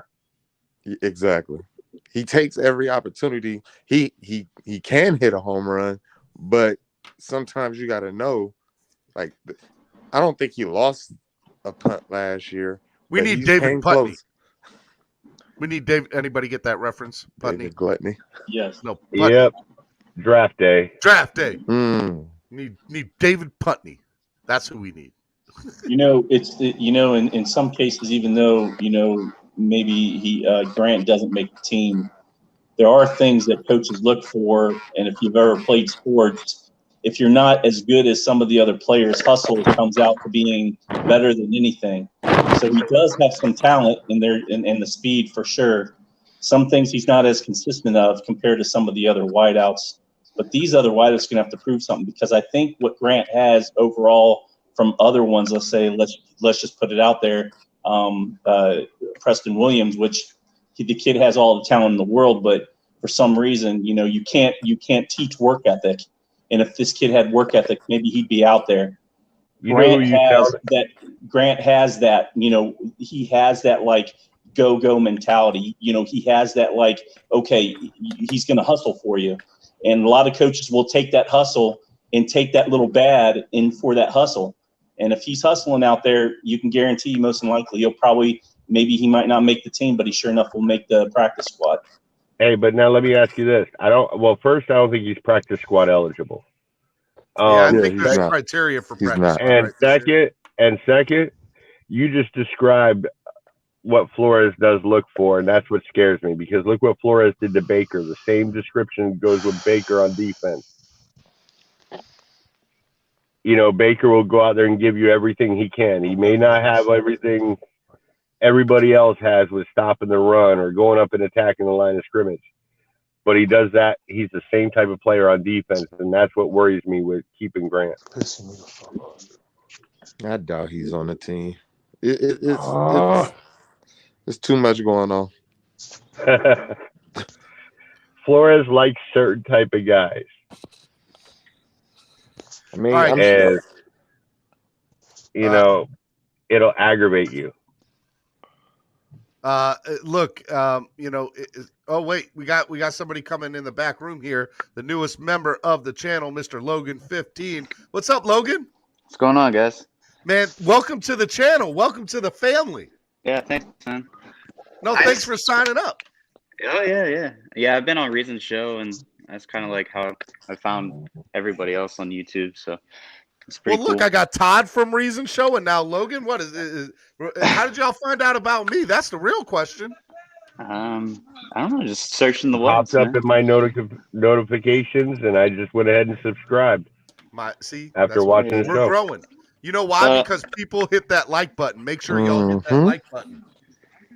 Yeah, I only got a few minutes because I got to hit the gym, but I just want to go get ahead, on this Logan. Grant. I want to get on this Grant conversation. All you, brother. Yeah. So for me, how I feel about it is this guy makes $4.5 million against the cap, and that's way too much money. This guy hasn't even had a 400-yard receiving year. And if he did like a contract adjustment, make it like 1.5, like yeah, keep him all day for your punt return, kick return. Then you don't have to, worry about Waddle getting injured and stuff like that. But as much as people hate Waddle being there as a punt return or kick return, I think it'd be way more dynamic. It's not like Grant's, Devin Hester or something. Like he's okay. Like he's just he's not Devin Hester. Exactly. So Devin why are Hester's we the paying only him? Devin Why Hester. are we paying him that much money? But I think just Waddle don't could see be it. a Devin Hester. That's the Exactly. I feel the agree. same way. Actually, I think Devin Hester was good at returns, but did nothing else special. Waddle can be better than that. Oh, that's I'm what just he coming at it from the standpoint of a Returning. special teams of return. Oh, Yeah. he could be. Waddle's got the speed. Waddle's got I know. the speed. He's got his speed. His speed is something different. But Logan, let me ask you, man, why I still have you on. What are your thoughts about Tua? I love Tua, and I'm glad this Watson stuff is dying out. I mean, he's had the best rookie season in the AFC East in like probably the last 20 years, right? Yeah, and no one. So, I mean, he was playing hurt last year. I mean, he was medically cleared, but he wasn't 100%, and everybody saw that. So, luckily, he looks damn good in training camp these first 2 weeks. Yes, he does. So, luckily, he's proven everybody like what he can do. So, I'm excited for him, man. I'm excited to see one of our draft picks. Like, that's a big asset, 5th overall, and to be wasted to trade to Watson. Which, I mean, initially I was really excited about the Watson thing. Don't get me wrong, because right now he is the better player. But after those allegations, man, I don't want to touch that. Well, and now there's new things that have come out in the last 24 hours, too. And so, again, we're not talking Watson on here. There's no Watson talk on this channel anymore. Yeah. I refuse to talk about that man. You brought it up. Sorry, you brought it up. I brought it up earlier that he was going to Philly. I said there's trade talks, and it's about Philly, not about Miami. I just want the trade to hurry up and happen to Philly so we can stop hearing about it. I know. I didn't mean to bring it up like that. I just meant like Logan, I got PTSD about it, man. You're killing me, Smalls. No, I'm trying to kill that too, man. I hate the Watson crap. Like, hey, real quick, man. As a man with a beard, I'm impressed with what you got there, big guy. Thanks. Look at that. You got to grow it out. You got to get the Duck Dynasty or ZZ Top. So I worked for like a corporate place, and I had to shave it. But after COVID hit, I got another job. So family oriented. So I can have a more beard family oriented. I like the beard, man. Shout out to you and the beard. Logan, thanks for coming on, brother. Yeah, no problem, guys. I'll see y'all. Hey, I'll I hope to see you more. Come on here more. Oh yeah, for sure. Be easy, man. Yeah, all right, I want to bring in another new person, Chris. Chris, what's going on? What's up? How are you, brother? Good. Where are you calling from, and how long have you been listening to the show, man? I'm calling in from Georgia, and I've been on the show for about a month or so. My man. Thank you for listening and supporting the channel. I really appreciate it. Oh, yeah. Well, guys, I'm going to have to get out of here. I have to go back to work. Todd, hey, thank you so much, brother. I appreciate it. I will be on the show again in the future, man. You take care, buddy. Thank you, Todd. I appreciate it. Tell Reason I said what's up. I will. Oh, I like everybody coming on this morning from the other platforms. It has made my day. I like it a lot. All right, so Chris, man, is there anything you want to talk about? Well, I really think Tua is the man. I'm glad. I don't disagree with you. I agree with you on that. Hope he's the man. Please. He is the man. Go ahead, Chris. I didn't mean to interrupt. And if we win a championship with Tua, I think it'll be more impressive than with Watson. Oh, that much. Look, I just want to win a Super Bowl, period. Here's a fun question. Are y'all ready? If Tua wins us a Super Bowl, is he automatically the better quarterback, Miami Dolphins quarterback, than Dan Marino? Go. No. Go. No. If Tua wins us a Super Bowl, is he automatically put ahead of Dan Marino on the all-time Dolphins quarterback list? No. Are you really asking that? Can Are I you be? really asking that I just question? want to be create different. controversy and see what I'll say y'all yeah. say. How about that? I don't even I'm know just if people interested can to hear know me. about that. So, what does he need to do? Just break all the records? No, I don't think he needs to break records. I just think if he does win a title early in his career, like Rodgers or whatever, I think he just needs to be consistent. And I'm sure some records will come to him, but I just think he needs to be consistent. And still, even then, I don't even know if he'll be considered better than Marino, but he definitely would be better than Bob Greasy for sure. Bob Young says win 2 back-to-back, then yes. Anybody else's thoughts on that? Want to elaborate? Well, I don't know. Can you hear me? Because I've been talking and you don't hear me, so I don't know. Well, this is the first time we've heard you. Oh, okay. I knew something was wrong because I was trying We to tell weren't you something. ignoring And you, Big John. We would never do such a thing. You're such a liar. But anyway, okay. No, there's no way. Even if Tua wins the Super Bowl, he's better than Dan Marino. He may have to win 3. I think he has to win 3 to even be in the conversation. Marino never won one, right? Marino never won one. Nope. I know he didn't win one, but we didn't win one because of him. We didn't win because of somebody else. It wasn't Marino. You can't say Marino didn't do his job. I'm not saying he couldn't. I'm not saying that. I'm just saying. I mean, so Stephen, I mean, would you say that Doug Williams is better than Marino because he won the Super Bowl? No, I'm not. I'm not saying. Okay, well, I we need literally just asked the question to cause controversy. I know. So I mean, because you look at guys like Fran Tarkenton that went 4 times. Nobody's ever going to be considered a better quarterback in Minnesota than probably him. Even though you pull out a few guys out there, they won't be. It's just unfortunately certain things are not in the cards when they go, or it's things just happen where they don't go. Like Marino, where he has an opportunity and then later on he doesn't. I'm just not going to hold that against him. I see his career, what he has done throughout his career and what he as a footprint. He was going to have to do a little bit in order to at least establish himself to being that decent. Chris, right. You're being summoned. What's You're up? being summoned, Chris. You heard that? I did. We all heard it. Oh, it's okay, bro. Go ahead, bro. They do it to me all the time. Chris, I love you, brother. Be good, man. Time, bro. All right, bro. So I see in the comment section 4 P's equal payoff says teams win Super Bowls, not players. So to tie that in with this question, this controversial question, this heresy that you're talking, Stephen D. Blasphemous. Blasphemy. Yeah. Heretical conversation. Hey, can we break out the dictionary with your words, please? Okay. No, Tua would not be considered better than Bob Greasy nor Dan Marino, because you have to remember one thing: different eras, different stats, Yep. and you have offense now that a league now that caters to quarterbacks rather than is a hindrance to quarterbacks.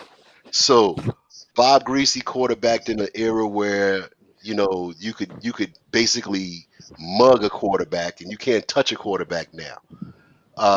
And It's a mug. and Bob Greasy played in an era where he basically was a Dan Marino, because he went from a ball control offense to playing where he was the man for his last 3-4 years.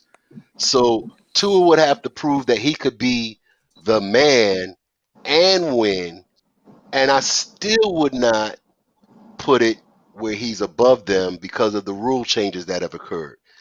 It would have to be where he would do something close to, I'm not saying he has to win 7 Super Bowls, but he'd have to win. Can the man get one first? But what I'm saying is, to consider this consider to have a conversation where he's better than Greasy or Marino, he would have to do something like 4. You just Okay, asked a crazy question. because I mean it's a crazy question to think that you got Hall of Famers and you're saying because he wins 1 Super Bowl, he's better than those 2 Hall of Famers. I didn't say that. I just asked the question real quick. Hold on, big time, real quick. El Dolphin Manico. What's up? I'll take you off mute. Let me take you off mute. There we go. Yo, Cole. What's up, man? How you doing, buddy? How are you, man? There, man. Welcome to the channel. Yeah, I like your channel, man. I love what you guys are doing over there. Do you listen to Hellfins? Not really. Well, I saw a little part the other day. You gotta watch those guys. Those guys are good, man. They speak you speak a little Espanol, right? Come on now. Oh, claro Your name que like sí, that. claro. I'm actually gonna my channel's gonna premiere. If not this week, end of this week, it'll be next week. I'm opening up my own channel, so. Hey, man, you need to interact with those guys down there, man, and they'll help you out too. So, I mean, that's always good. Want to get the Dolphins Latino community all together and doing big things, baby. Yes, sir. That's what you got to do it like that. The 305, man. Where are you at? Are you in Miami? Yeah, I'm in Miami. Okay. Well, actually, Pembroke Pines. Pembroke Pines. All right. Well, Yeah. Thank you for. I know I've seen you up here, man, more than a few times. Thanks for your loyalty and coming in here and supporting the show, man. What do you want to talk about this morning? No problem, man. No, man. I've been going to the practice this week. I've gone so far Monday, Tuesday, and Wednesday. Yesterday was a pretty good practice. Tua looked great. He looked great at the day before. It wasn't a really good offensive day. It was terrible. Yeah. But I think he's better yesterday. Yeah, they look better. I think he's gonna show out. They're not showing their hand. They're not gonna show their hands in these practices. They do that when they do their own private camp practice. That's when they take everything out. They don't show it. They show like basic fundamentals. People take these practices too serious. Hey, I hear you. And look, the reality is that's why I asked the question. I'm gonna put you on mute for a second. All right. That's why I asked the question to the rest of the team. Do you think that if Tua wins a Super Bowl, would he be better than Marino? I asked that to cause a little controversy, which I wanted to do. And you did. And number 2, I asked the question because, look, I love that Tua's gotten better. But I want to bring myself back down to earth and say, guys, also let's not get too ahead of ourselves and crown this man the next big thing until we see what he can do on a consistent basis on a week in, week out basis. And I'm saying that for me. I'm talking to myself. What the AI say? You talking practice. Go ahead, Big John. Yeah, but let me ask you a question. I agree with you, okay? But you have to understand something. When people start tanking for Tua, okay, first of all, you tank for the guy, or supposedly tank for the guy. Secondly, I think, to be honest, Tua is like he was sent from heaven, and I mean that from a destiny standpoint. Nobody thought he was going to be there at 5. He was there at 5. Nobody thought he was going to get injured. He got injured because he got injured. He was there at 5. Okay, all of a sudden we're gonna trade Tua. All of a sudden, 37 women say that Watson tickled them in funny places. He doesn't get traded, and he's still here. You know what I'm saying? Like to me, it just seems like he was sent to save the entire Dolphin community for the last 20 years. Your view of it is that the world has come to get, like, the universe has made it a point for Tua to be the savior of this franchise. I mean it, and I mean that sincerely. Like, it seems like destiny. Think about all the things that could have happened. Can you imagine if Tua would have been in Cincinnati? If Tua would have gone to Cincinnati, he probably wouldn't have a leg right now. They let Burrow get injured. What would have happened to Tua? Hey, you know what? I'm gonna have to think about that one. You're deep. You getting real deep on this. Cincinnati wouldn't have picked him up. That would not have happened. If Tua had not gotten hurt, So, but the question is then, does Tua come out that year, depending on if he wins another championship or not? We don't know if he would have panned out to come out another year because you had Burrow and Herbert coming out. There's too many ifs there. And still, even if he did come out, Cincinnati's not picking up Tua. They're picking up Burrow. I'd put money on that. They're picking the Ohio guy. Yeah, they're picking the Ohio guy. No, them picking an Ohio player is not even. Yeah, but that doesn't mean that somebody doesn't trade up to that number 2 spot to try to go after Tua. I'm not saying that's going to happen, but it was a question. Was that where he said, or Big John said he would go to Cincinnati? I just don't see it happening. Just my opinion. But I just don't think it would happen. No. I said, what if he would have gone to Cincinnati, and the same way Burrow got injured, if Tua would have got hit again, Tua would have been out. That's why I said it was kind of like destiny. Like, he went to the best situation that he could have gone to, if you really want to be sincere. Like, as much as everybody talks about, Herbert, okay, they didn't win. Individual stats are great for quarterbacks, but they didn't translate to wins. He went to the best situation he could have gone to. I don't disagree. To Detroit, what is he going to do in Detroit? Help sell cars? No. He got, the best situation was him coming here. So the universe is out for Tua to be the savior of this franchise. I like it. I like it. Let me ask you a question. Doesn't that tie into his documentary? Don't you remember when they said one day they're going to know your name all over the world? Well, they know his name all over the world. That wasn't a lot. And he landed here by hook or by crook, but we got him without having to give up any picks. They were sitting there. Do you think Tua's going to be there at 5? No. Well, we were all praying to God that he would be there at 5. And he was. And he was. I know this doesn't sound right, but thank God that injury, because if it wasn't that injury, he would have been in the top 1 or 2 in that draft. That's what I've been saying that from day one. So for a reason that things happen. I like. Hey, that is a great way to look at it. I have not looked at it from that way. I think it is definitely a very what's the word I want to use? A optimistic way of looking at it. Like, and I want to be optimistic about this young man. I think honestly, here's the thing. I was a huge Tim Tebow fan. Like, I loved Tim Tebow when he was in college. I loved him when he was playing for Denver. Like, I enjoy except when he played against the Dolphins the day after my wedding, and we couldn't go on our honeymoon. I didn't let us go on our honeymoon until 2 days later, because we had to stay after and watch the Dolphins game that Sunday.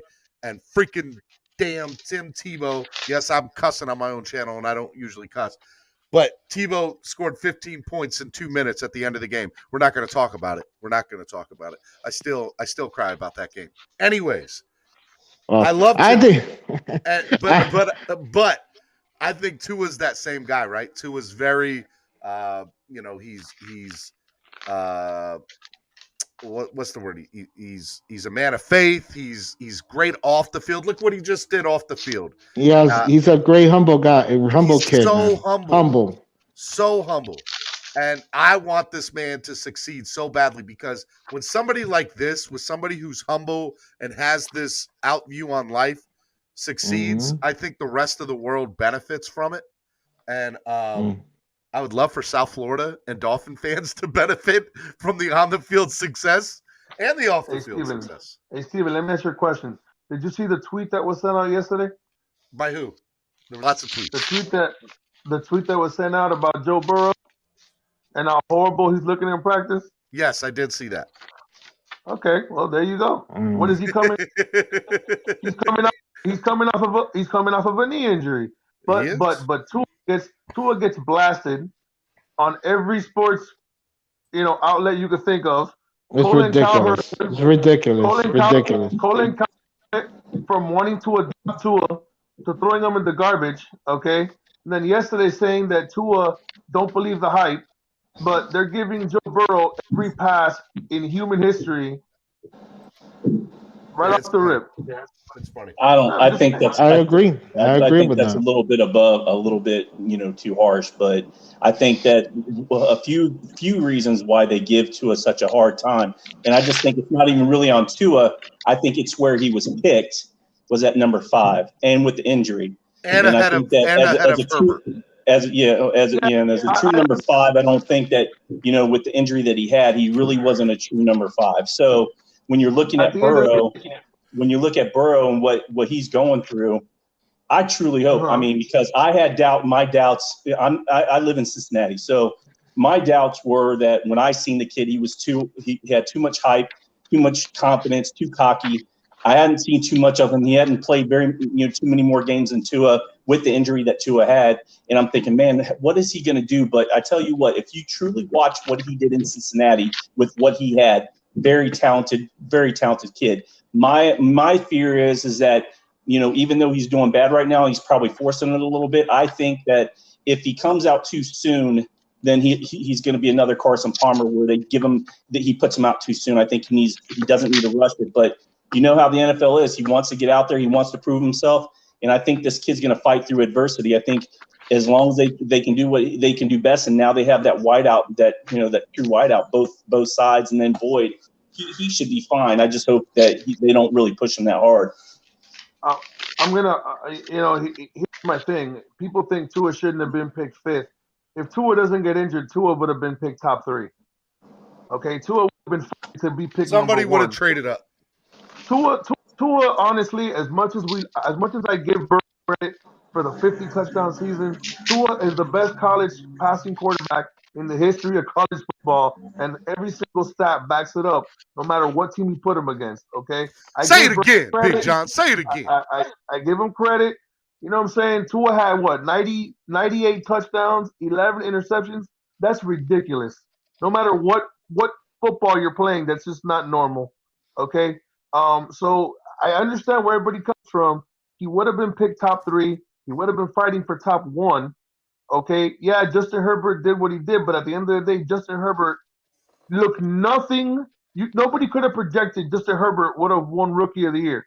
There's not a human being alive that would have said he was going to win Rookie of the Year based on what he was doing in Oregon. He was missing wide open receivers. He was only reading one side of the field. It was bad, but the talent was there. But at the end of the day, Tua was the surest thing you could have picked. Okay, since when you were going to pick a quarterback. Another thing on Herbert, that if you notice, a lot of his stats were because of garbage yards. Garbage. Yeah, they were behind a bunch of catch-up yards. Tua was a grab at 5.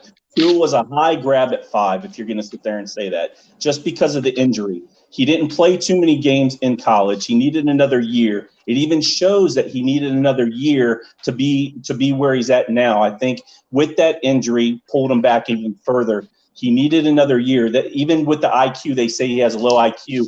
I think it's just because he didn't play the games he needed, more games in college. Even to the day, even if he didn't get hurt, with all the intangibles that this kid has, he would still be behind the ball with these few quarterbacks, I think, which means I think it doesn't mean that he's not going to be successful. I just think his learning curve takes a little bit longer than the others, which means he has to work harder. He has to try harder. I'm not saying that he wouldn't be able to do it, and I'm behind him 100%. But we're fooling ourselves. We are truly fooling ourselves that if you think that just because of what he's put out there, that he's going to transcend in the NFL that quickly over these other quarterbacks, it wouldn't have happened. I don't think it's that. I don't think Tua's learning curve is longer than the rest. I just think that they learn differently. Some people, they can read and comprehend. Some people physically go out there and do the actual play for it to stick in their brain. I think that's the difference between one and the other. Now, on top of the fact that Burrow is older than Tua, Herbert is older than Tua. They're both older than Tua. Okay, and at the end of the day, the fact that they're older also helps them because they're more physically mature, which is what he went through last year. He wasn't doing good because he was injured. And now he's. I don't think. I truly believe. We're talking about it now. We're gonna go 5 years from now, and the Tua Burrow conversation it's not gonna be a conversation, bro. It's not. I agree. I want to hit the reset button real quick, guys. Guys, if you're watching right now and you are enjoying the content, please go hit that like button if you haven't done so already. Hit it, smash it, subscribe to the channel Miami Sports Music, and sign up to become a member today. If you sign up to become a member, or if you upgrade your current package or donate to the channel, I will be giving away 4 tickets in a little while to training camp tomorrow. If you live outside of Miami or you cannot make it and you still want to donate, if you win, I will donate it to a family with kids, or try to donate it with a family with kids. Because, again, I want to get the younger generation involved and growing, and I'm about the younger generation and making a new generation of Dolphin fans. So donate to the channel. It goes to a good cause. It helps the channel grow. Even if you're not able to win it, I will make sure that I send out maybe a couple of stickers to you if I'm able to, as well as the tickets will get donated, hopefully to a family or somebody with kids that are Dolphins fans. So, guys, donate to the channel, help the channel grow. All right, now enough of that. Want to remind everybody, tomorrow will be Spread Kindness Fridays, 8:30 a.m. I am going to have on an amazing guest, Katie Mager, for the executive director of Neighbors for Neighbors. A little bit ago, a few weeks ago, we raised money for the Surfside community, and I made millions of phone calls. Tried to find where the best place to put the money that we raised, and it's going to go to Katie, which I'm super excited about. And so Katie will be on the phone talking about what Neighbors for Neighbors is and where that money's going to, and just a lot of the things there that they're doing in the community for the Surfside survivors, the families, as well as the first responders. That's great. That's great. What are you guys doing? That's a good I thing. appreciate it, man. And so that's why I'm like, hey, guys, we're trying to do big things, and I want to do bigger things like that. So when you guys donate to the channel, understand that it is helping this channel grow and this platform grow so that we can do more things like that in the future. So please donate to the channel. It helps. It helps. It helps. If you haven't signed up to become a member yet, sign up to become a member. Join the family. All right, guys, let's do final thoughts of the day. We're going to wrap up here, and I want to do final thoughts. So, Dolphin Manic, how you say it? El Dolphin Maniaco. Maniaco. El Dolphin Maniaco. I just made that. I like it. I like it. El Dolphin Maniaco. What are your final thoughts of the day, man? Anything that jumps out at you that we've discussed that you want to reach on, and then say your goodbyes and everything? Or promote anything? Well, thank you. First of all, thank you for having me on your show. I greatly appreciate it. And thank you. This is a good platform so that we all could get all the news and all the things that are going on within the Dolphin organization. Well, of course, we don't know everything exactly, because they have a lot of stuff behind closed doors they keep in house. Yep. But sometimes we have little birdies here and there that hook. We nice little get treats something. they leave us. Yeah. And I agree. So that's good info we get on this show, and I appreciate it, man. Thank you. The show, I love that you guys inspire me. You on TD and Dougie on Durham, what you guys do is inspire me to go out and like I said, if it's gonna be, I'm gonna make up like my own channel. It's gonna at the end of the week, or if not next week, I'll be, I want to get into this, and the more the merrier.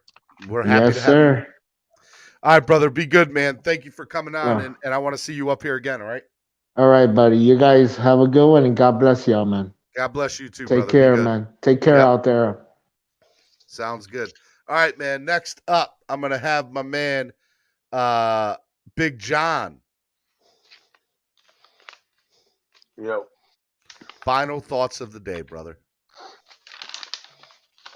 Not much, man. We just need to see what happens with the offensive line, man. Everything starts in the trenches, bro. Everything starts with the trenches. As far as the X thing, I think is going to get solved one way or the other. I don't see him getting traded, which is great for us. It'll probably make us a top 3 defense if things continue the way that we think they're going to go, and It all is in the trenches, man. If we can block and give Tua some time to breathe and look, we should be good. But if we have that man running around like last year with Solomon Kinley putting every defensive player into his lap, it's going to be a long season.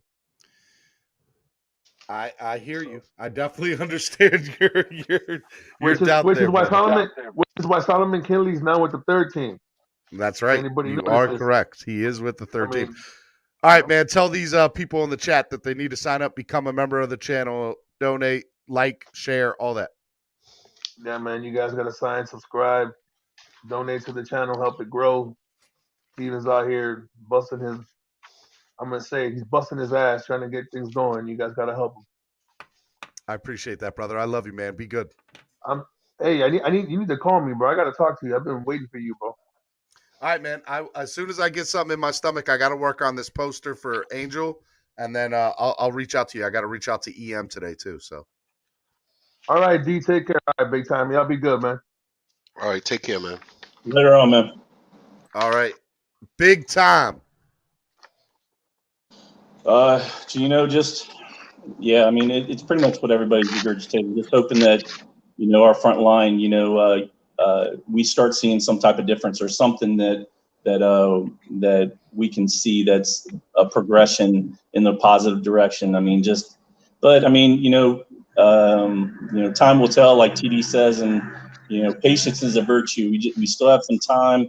Like I said, again, I keep on stressing. I want to see what they do with Chicago and what they do there, and then in Atlanta, and what they try to accomplish there, and what type of changes that they make, and what didn't work there, and what they're going to try to do going forward. But yeah, fins up all day, every day. Trust the process, and hope you all have a good rest of your day. Love you, brother. Be good, man. See you, fellas. All right, big and time. Then there were two. D-Dub, get over here. Get in the camera. All right, I'll get in the camera, man. I was doing so many chores while I was listening and talking. I know you say you always get so much work done when you're on with me. That's right. I get motivated. Last words, let's keep focused on what's important, which is the team, the logo. Okay. All the other noise and distraction, try to push that out. Try to keep that negativity out. Keep the positiveness about the team as the focus going forward through the preseason and into the start of the season. We need to have some cohesion on the offensive line. Steven, I admire you for your stick-to-itiveness. You've had what now, 80 some shows or 64 shows now, Yep. 64 shows. It takes a lot. That means that your family has helped you a lot as well to get through this. So, a special thanks, a shout out to your family and your support system, because I know as a result of having to go on a little sabbatical to help somebody, that nothing gets accomplished without the help of others. And your mantra of spreading kindness, positivity, and love should be a model for how we all should interact with society, by spreading love, positivity, and kindness. I said it backwards, but it's still the same thing. It's just how it flowed. My particular channel will get up in about another week, after a long sabbatical, where I decide to spread some kindness and love on the West Coast to help some people out. Now I'm back on the East Coast, and things will get back to normal. And I'm looking forward to the season. And with all the different platforms that are out there now and coming out, support them. People put a lot of effort into bringing a 15 to 2 hour show. It's a lot of effort that goes into it. So if you can, support all of them. And if you can't support all of them, support most of them. Okay? Because it's appreciated, it's desired, and they're all working towards the same thing, which is the fandom, increase the fandom, and the public view of the Miami Dolphins. in their own way. So support the Larry, support the Stephen D, support the DDWs, support the D-Dub, support the TD, support the Reason, the Finside, the NFL, support them all. Support K Flexen, support Lorenzo, support the fighting channel, because they're all fans of the Miami Dolphins, and we grow and get stronger through support. Dolphin Dan says, here, it takes time, money, and effort. Yes, I just got a new microphone from my son for Father's Day, and the next day I had to break out and go to California. But that's money. It takes money to put on these shows in the quality manner that you want. If you notice all the graphics for all the shows, I do. It is tedious. It takes time. Yep. It costs money for the stuff that I use. Donate, please, to the channel. It honestly helps the channel grow. I'm hoping that one day soon, again, I can start getting sponsors and advertisers onto this channel, so that I'm not relying 100% on your donations. But right now, your donations do help the channel grow and make a big deal. And I promise you that anytime you guys donate, it goes such a long way to helping me have an extra time to put this thing on bigger and better, right? Like, I have a wife, I have 2 kids that are 5 and 7. I want to make this thing big. I want the Miami Sports Music Podcast Network to be huge. And I know that it can be, and it will be, especially with the growth that I've had in a little over 2.5 months. And I know that growth's going to accelerate when football season comes out. So, donating is such a big part of that. And when you guys donate, it means a lot. It means the world to me. And there's, 3 different ways to donate, right? You guys can donate at the bottom of the chat. You see the money sign there, right? You guys can do that. You guys can also do the Cash App, the money sign, MSMpodcastNetwork, or you guys can do PayPal, which is MSMpodcastNetwork. Okay. But anyway, you guys donate, whether it's through the super chat right here at the bottom of the chat with the $sign, whether it's through Cash App or PayPal, it makes a big difference. Yeah, it does. It does. It allows the person who's getting that donation to focus efforts on the quality of the programming, to provide that quality that they want, to meet that standard that you, the fans, expect. So, and also goes towards charitable causes. So, look, I want to do bigger things with that. So that I'm having a conversation with her. Make sure you guys check out tomorrow's show. Tomorrow's show is going to be great. Spread Kindness Fridays. Make sure you guys are here to check that out. I believe she'll be on at 9 a.m. tomorrow. Again, we're on at 8:30 a.m. every morning. So make sure you guys do that. That's going to be a lot of fun. And again, if you donate now before the end of this show, you will be entered to win 4 tickets to tomorrow's training camp. It's Junior Dolphins Day, right? And let's say you guys aren't here. If you guys donate right now and you guys win and you want to donate those tickets, I will do my best to make sure that they go to a family with kids and try to get some more of the younger generation fans in there. How many people watching right now? You got 38 people watching. Okay. If everybody donated $5 towards that function, okay, that would cover everything, plus provide stuff in the future for the other shows. Stuff in the future. Yeah. Yep. So, you kick out your $5, 38 times 5, that's $190 right there, man. $5. That almost pays for the monthly, between the monthly subscriptions that I have of all the different things that I use. But yes, it does. D-Dub is right. Like, it sounds like it's a lot. It's really not. It goes right back into the business, guys. I will donate $5. Let me just do that right now. Let me go on the YouTube channel, do it on the super chat, so people don't say, "Oh, he's talking smack. He's doing this." No, I'm gonna Logan 15 with the $5 donation. Super chat.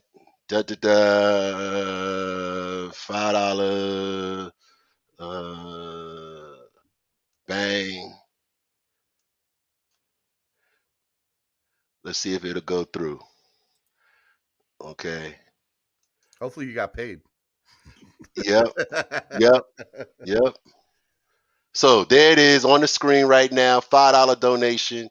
I made it happen. Bob Young with the $5 donation. So, $5. D-Dub with the people, $5 donation. $5. Thank you guys. Thank you a $5. lot.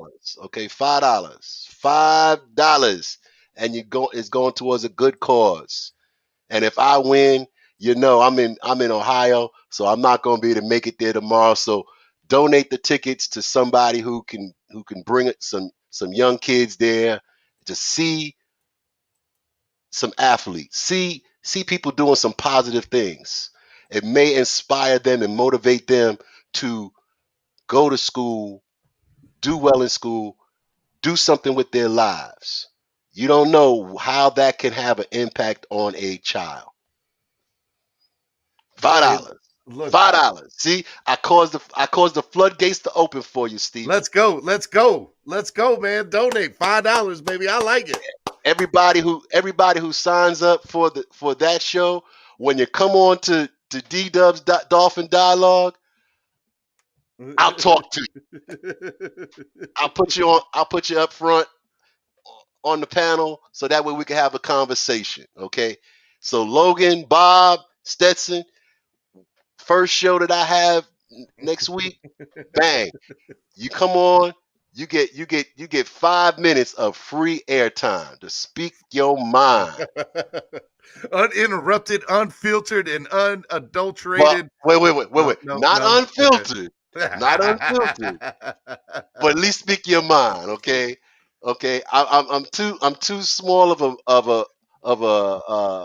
We're not there yet. Animal in the YouTube to get penalized for adult content. Okay, let's keep it clean. But you get 5 minutes to speak your mind on the status of whatever you want to talk about with the Dolphins. Shout out to Logan, Bob Young, D-Dub, obviously, and Stetson for the $5 donation. Again, D-Dub's right. If you donate $5, if everybody were to donate $5 right now, it would go such a long way.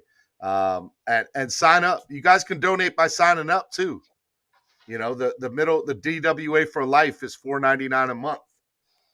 And so that's a big deal. So and Steven does not pay me to do these shows. He doesn't do anything. I didn't know you were going to do this at all. I just do this because, hey, the guy is always espousing positivity, kindness, and love. So the way that we can show that we appreciate that is to support his causes. Okay. Stetson said, "Come and get $5." That's right. That's right. $5. It costs $8 and change for a pack of cigarettes in Ohio. Give up a pack of cigarettes, okay? On my trip back from California, the cheapest pack of cigarettes I bought was $5 and change in Nebraska. Okay, so if I could spend $5 on cigarettes, I could give $5 to a good cause. If I could spend $4.87 for a gallon of gas in the state of California, that right there alone made me want to come back to Ohio. That might not help my cause. People would be like, I got to pay $4.87 for a gallon of gas. Okay. But if you can give up 1 gallon of gas, to help a good cause, give it up. We ain't asking for blood money. We're asking for love money. Sign right here on the dotted line with your blood and your finger. You ain't got to give up your soul. You ain't got to give up no blood. Just give up a little bit. You ain't even got to change your team affiliation. You just keep on rooting for that team you've been rooting for. Okay. Unless you're a cowgirl fan, we want you to come. We want you to get on the right side. We are accepting applications. Yep, we always accept applications. I tell one of my friends, he's a Jet fan, and every season I tell him, "Hey, it's time for Jet rehab," And for a price of $199.99, you can become a Dolphin fan. Just come on board because it's going to get more expensive as the season goes through. So get on Guys, it if you now. donate at all, I don't care, any donation. If you donate at all, you will get entered into win 4 tickets to tomorrow's training camp that I'm going to be doing here probably around 1 o'clock because I'm about to go get something to eat and relax for a minute and calm down. And then, I'll be doing a drawing. I'll probably do it up here on YouTube around 1 o'clock probably, maybe a little bit sooner than that. So just be on the lookout in the next hour or two. But if you guys donate to the channel, I will be giving away 4 tickets. If you win and you do not live in the area, I will do my best to donate those tickets to a family that has kids because, again, I'm all about the younger generation trying to And be Steven, fans. make sure if you can, if those people that are going, if they could get a moment with TD, take a picture. I don't know if TD's going to be there tomorrow. If check and see if he's going to go, or whoever, if some of those other Dolphin fans are going to be there, have them take a picture together and put it on the show, man. Guys, 34 people in here. Donate. 34. We already got 4 or 5 people, so 33 people. That's $165. Come on. Come on. Come on. Come on. Come on. All right, man. Any more final words of the day before I let you go? Hey, my thoughts are always going to be positive for the Dolphins. I want them to get that O-line straight. Get the O-line straight and everything else falls into place. God bless you all. Take care. Be safe. Be smart. And Steven, while I was listening, I was multitasking. I got a month's worth of mail, went through a month and a half worth of mail, I'm got glad I that could help sorted you out. out. I'm glad I could do So that for you motivated me to get up in the morning and get some things done. Now I'm ready to go out there probably in about another hour or so, go play 9 holes and try and redeem and get my driver stroke back. Okay. I Hey, love you you, take brother. care, Be man. good, man. And see you tomorrow. See you tomorrow, man. All right. Big time 666 give the tickets away if I win times 3. Love it. $5.33. Love it, man. Thank you, Big Time, for the donation. Again, I'm going to wait a couple more minutes. If you guys want to get on and donate to the channel, it helps the channel grow. Seriously, guys. It is a big deal when you guys do that. So, guys, donate to the channel. Any donation is going to be entered to win 4 tickets to tomorrow's training camp.